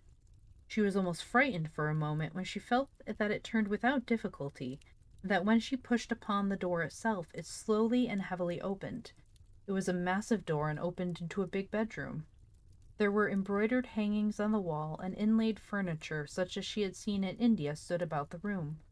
A broad window with leaded panes looked out upon the moor, and over the mantel was another portrait of the stiff, plain little girl who seemed to stare at her more curiously than ever.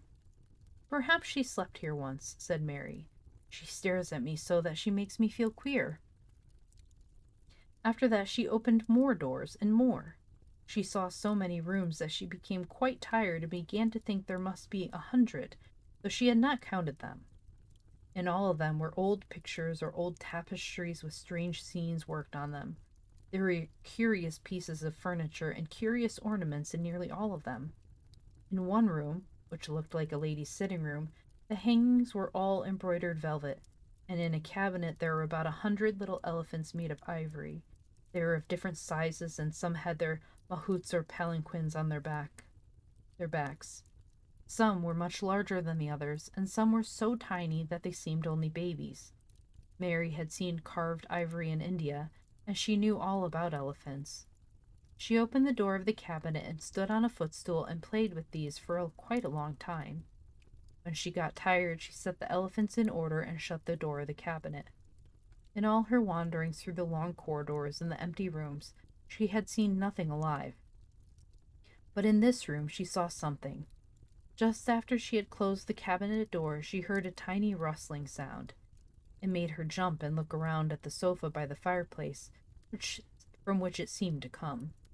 In the corner of the sofa there was a cushion, and in the velvet which covered it there was a hole, and out of the hole peeped a tiny head with a pair of frightened eyes in it. Mary crept softly across the room to look. The bright eyes belonged to a little gray mouse, and the mouse had eaten a hole into the cushion and made a comfortable nest there. 6 baby mice were cuddled up asleep near her. If there was no one else alive in the 100 rooms, there were 7 mice who did not look lonely at all. "They wouldn't be so frightened, I would take them back with me," said Mary. She had wandered about long enough to feel too tired to wander any farther, and she turned back. 2 or 3 times she lost her way by turning down the wrong corridor, and she was obliged to ramble up and down until she found the right one. But at last she reached her own floor again, though she was some distance from her own room, and did not know exactly where she was. "I believe I have taken a wrong turning again," she said, standing still at what seemed to be the end of a short passage with tapestry on the wall. "I don't know which way to go. How still everything is." It was while she was standing here, and just after she had said this, that the stillness was broken by a sound. It was another cry, but not quite like the one she had heard last night. It was only a short one, a fretful childish whine muffled by passing through walls. "It's nearer than it was," said Mary, her heart beating rather fast. "And it is crying." She put her hand accidentally upon the tapestry near her, and sprang back, feeling quite startled. The tapestry was the covering of a door which fell open and showed her that there was another part of the corridor behind it, and Mrs. Medlock was coming up it with her bunch of keys in her hand, and had a very cross look on her face. "What are you doing here?" she said, and she took Mary by the arm and pulled her away. "What did I tell you?" "I turned round the wrong corner," explained Mary. "I didn't know which way to go, and I heard someone crying." She quite hated Mrs. Medlock at the moment, but she hated her more the next. "You didn't hear anything of the sort," said the housekeeper. "You come along back to your own nursery, or I'll box your ears." And she took her by the arm and half pushed, half pulled her up one passage and down another until she pushed her in at the door of her own room. "Now," she said, "you stay where you're told to stay, or you'll find yourself locked up. The master had better get you a governess, same as he said he would. You're the one that needs someone to look sharp after you. I've got enough to do." She went out of the room and slammed the door after her, and Mary went and sat on the hearthrug, pale with rage. She did not cry, but ground her teeth. "There was someone crying. There was, she said to herself. She had heard it twice now, and sometimes she would find out. She had found out a great deal this morning. She felt as if she had been on a long journey, and at any rate she had had something to amuse her all the time. She had played with the ivory elephants, and had seen the gray mouse and its babies in their nest in the velvet cushion. "Hi, Mr. Smarties. Thank you for dropping by. Thank you for the bits. I appreciate it." Let's see. I think we can do, one more chapter? Let's do one more chapter. It's a short one. Chapter 7. The Key of the Garden. 2 days after this, when Mary opened her eyes, she sat upright in bed immediately and called to Martha, "Look at the moor! Look at the moor!"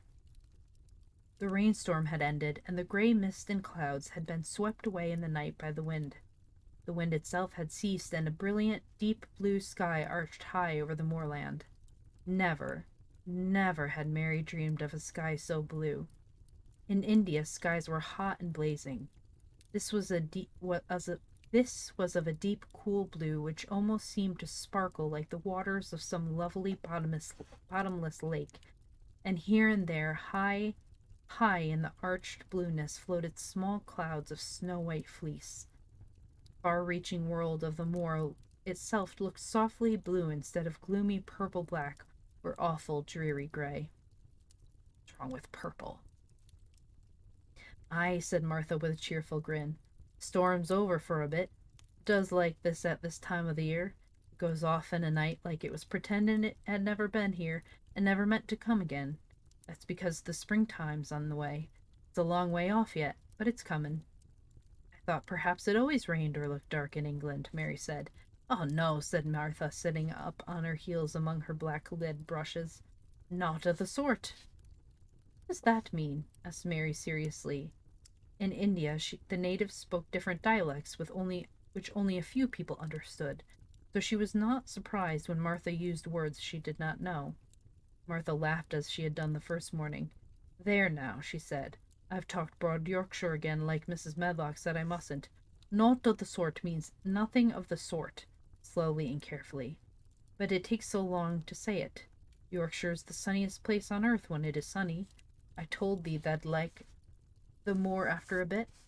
Just you wait till you see the gold-colored gorse blossoms, and the blossoms of the broom, and the heather flowerin', all purple bells, and hundreds of butterflies flutterin', and bees hummin', and skylarks soarin' up and singin'. You want to get out on it at sunrise and live out on it all day like Dickon does. Could I ever get there? Asked Mary wistfully, looking through her window at the far-off blue.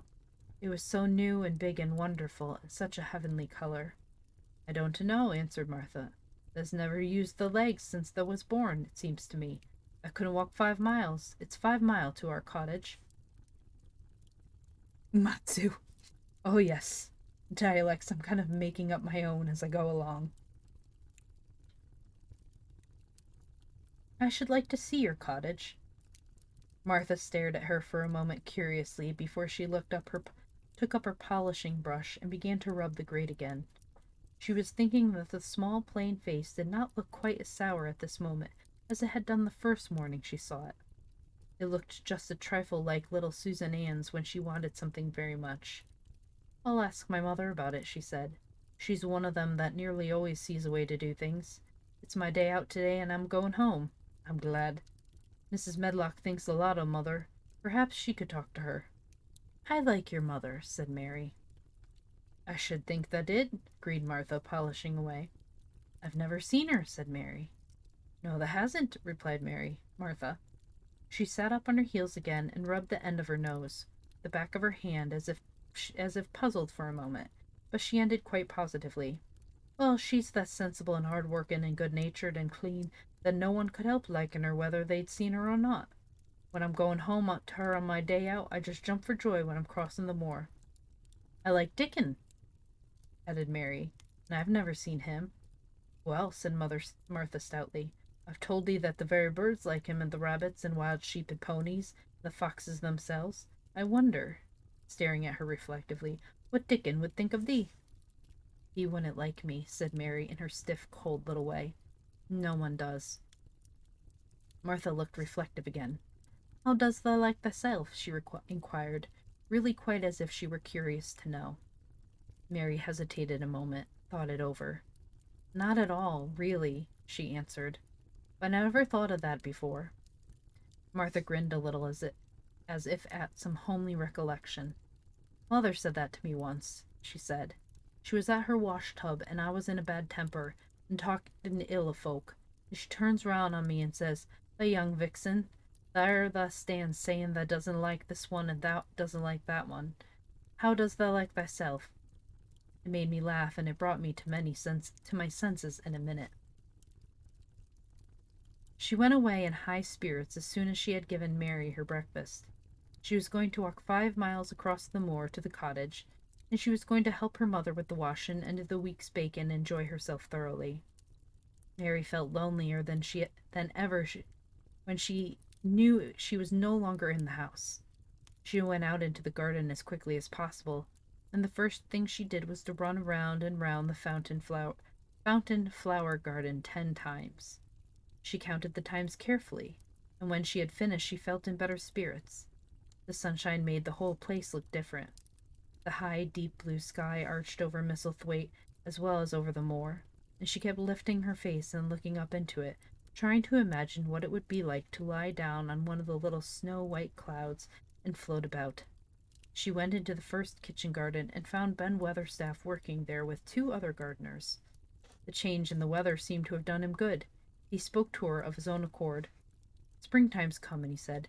"Canna thee smell it?" Mary sniffed and thought she could.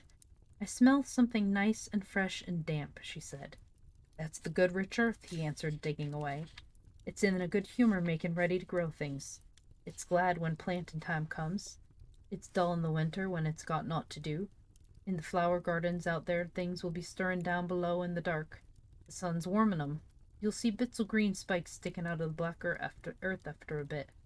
"What will they be?" asked Mary. "Crocuses and snowdrops and daffydowndillies." "Hast thou never seen them?" "No. Everything is hot and wet and green after the rains in India," said Mary, "and I think things grow up in a night." "These won't grow up a night," said Weatherstaff. "They'll have to wait for 'em. They'll poke up a bit higher here and push out a spike more there, and uncurl a leaf this day and another that. You watch 'em." "I am going to," answered Mary. Very soon she heard the soft rustling flight of wings again, and she knew at once that the robin had come. He was very pert and lively, and hopped about so close to her feet, and put his head on one side and looked at her so slyly that she asked Ben Weatherstaff a question. "Do you think he remembers me?" she said. "Remembers thee?" said Weatherstaff indignantly. "He knows every cabbage stump in the gardens, let alone the people. He's never seen a little wench here before, and he's bent on finding out all about thee. Thou hast no need to try to hide anything from him." "Are things stirring down below in the dark in that garden where he lives?" Mary inquired. "What garden?" grunted Weatherstaff, becoming surly again. "The one where the old rose trees are." She could not help asking, because she wanted so much to know. "Are all the flowers dead, or do some of them come again in the summer? Are there ever any roses?" "Ask him," said Ben Weatherstaff, hunching his shoulders toward the robin. "He's the only one as knows. No one else been inside it for 10 year." 10 years was a long time, Mary thought. She had been born 10 years ago. She walked away, slowly thinking. She had begun to like the garden just as she had begun to like the robin and Dickon and Martha's mother. She was beginning to like Martha, too. That seemed a good many people to like, when you were not used to liking. She thought of the robin as one of the people. She went to her walk outside the long, ivy-covered wall over which she could see the treetops. "Ah, thank you for the follow, Kaito Yoshida. Welcome. Enjoy your stay with the class." She went to her walk outside the long, ivy-covered wall over which she could see the treetops, and the second time she walked up and down the most interesting and exciting thing happened to her, and it was all through Ben Weatherstaff's robin. She heard a chirp and a twitter, and when she looked at the bare flower bed to her left, there he was hopping about and pretending to peck things out of the earth to persuade her that he had not followed her. But she knew he had followed her, and the surprise so filled her with delight that she almost trembled a little. "You do remember me," she cried out. "You do! You are prettier than anything else in the world." She chirped and talked and coaxed, and he hopped and flirted his tail and twittered. It was as if he were talking. His red waistcoat was like satin, and he puffed his tiny breast out, and was so fine and so grand and so pretty that it was really as if he were showing her how important and how like a human person a robin could be. Mistress Mary forgot that she had ever been contrary in her life, when he allowed her to draw closer and closer to him, and bend down and talk and try to make something like robin sounds. Oh, to think that he should actually let her come as near to him as that! He knew nothing in the world would make her put out her hand toward him or startle him in the least tiniest way. He knew it because he was a real person, only nicer than any other person in the world. She was so happy that she scarcely dared to breathe. The flower bed was not quite bare. It was bare of flowers because the perennial plants had been cut down for their winter rest. But there were tall shrubs and low ones which grew together at the back of the bed, and as the robin hopped about under them, she saw him hop over a small pile of freshly turned up earth. He stopped on it to look for a worm. The earth had been turned up because a dog had been trying to dig up a mole, and he had scratched quite a deep hole. Me too. The descriptions are lovely, and I think that's why I love this book so much. I wanted a secret garden when I was younger. Mary looked at it, not really knowing why the hole was there. And as she looked, she saw something almost buried in the newly turned soil. It was something like a ring of rusty iron or brass, and when the robin flew up into a tree nearby, she put out her hand and picked the ring up. Thank you, Xandrick. Have a good night. It was more than a ring, however. It was an old key which looked as if it had been buried a long time. Mistress Mary stood up and looked at it with an almost frightened face as it hung from her finger. Perhaps it has been buried for 10 years, she said in a whisper. Perhaps it is the key to the garden. And we will end there today. We finished the first 7 chapters of a book. 50 pages down, right? Yeah, 50 pages down. So if we follow that trend, it'll take us about a month to read this one. Oh, I'm glad. I'm glad you enjoyed it. I love this book. Perhaps after, because this one has a movie that I enjoyed, perhaps after this one, when we're done with this, we'll watch the movie in my Discord. I think that'll be fun. I'll see if I can find the old version that I watched and fell in love with. I loved Dickon. Dickon was my favorite character. All right, let's see. Let's see what we're gonna do. I hope everyone's enjoying it. I do like it very much. Let's see, who is on? Are any of my friends reading? No one's reading.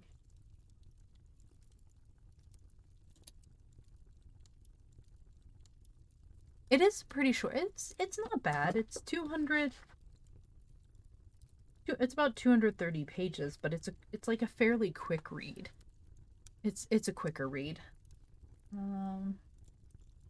Scrolling 3, trying to find some. Everyone's playing Dead Space. What is Dead Space? Anivet, you were playing that, weren't you?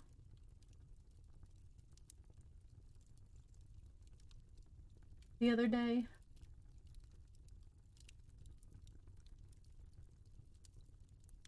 The remake just came out. Ah. That person is not playing Fall Guys.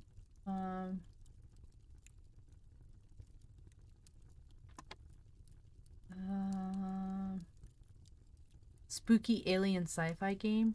Space zombies! So that's not chilling and relaxed. This person's... Okay, this person has Bokuto as their thing. This person's playing Minecraft. Let's see. No. It's chilling but not relaxing. There is a difference between chill and relaxing. Is anyone playing Power Wash Simulator? The new one's out. Has anyone been able to play the new Power Wash Simulator yet? I really want to play the new one. The new level that they have added.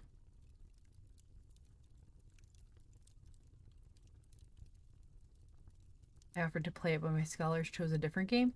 Which one? Dead Space or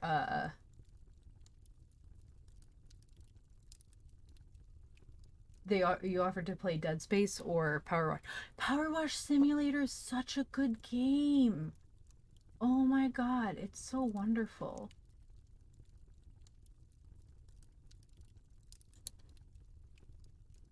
Um it's so fun. It's so relaxing and calm. Highly recommend. Highly, highly. Okay, I can't find anyone that's calm. That's dun, dun, dun, dun, dun.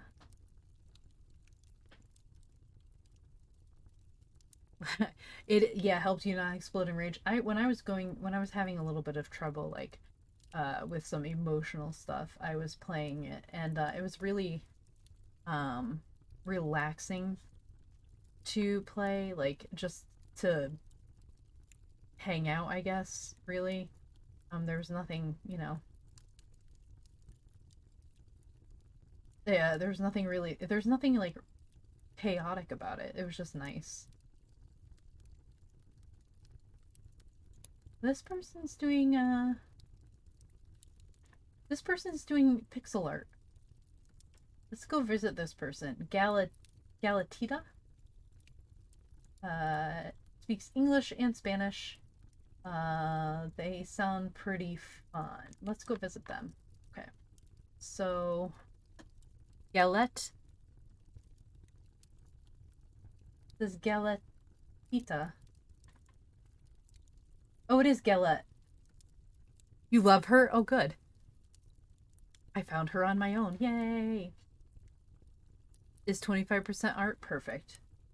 This is perfect for our chill moments. Okay. Let me start the raid. Let me find it. Okay. So we're gonna go visit Galette. Oh, is she drawing Miku? I think she might be drawing Miku. Let's find out. Everyone, thank you 75% more jokes. I love it. Everyone, thank you for coming in. I will see you possibly tomorrow. I might be doing a collab with Crow playing Fallout 76. If not, I will see you on Thursday for more of The Road to Oz. Bye, everyone. Thank you, everyone, for coming in. I appreciate you all. Mwah.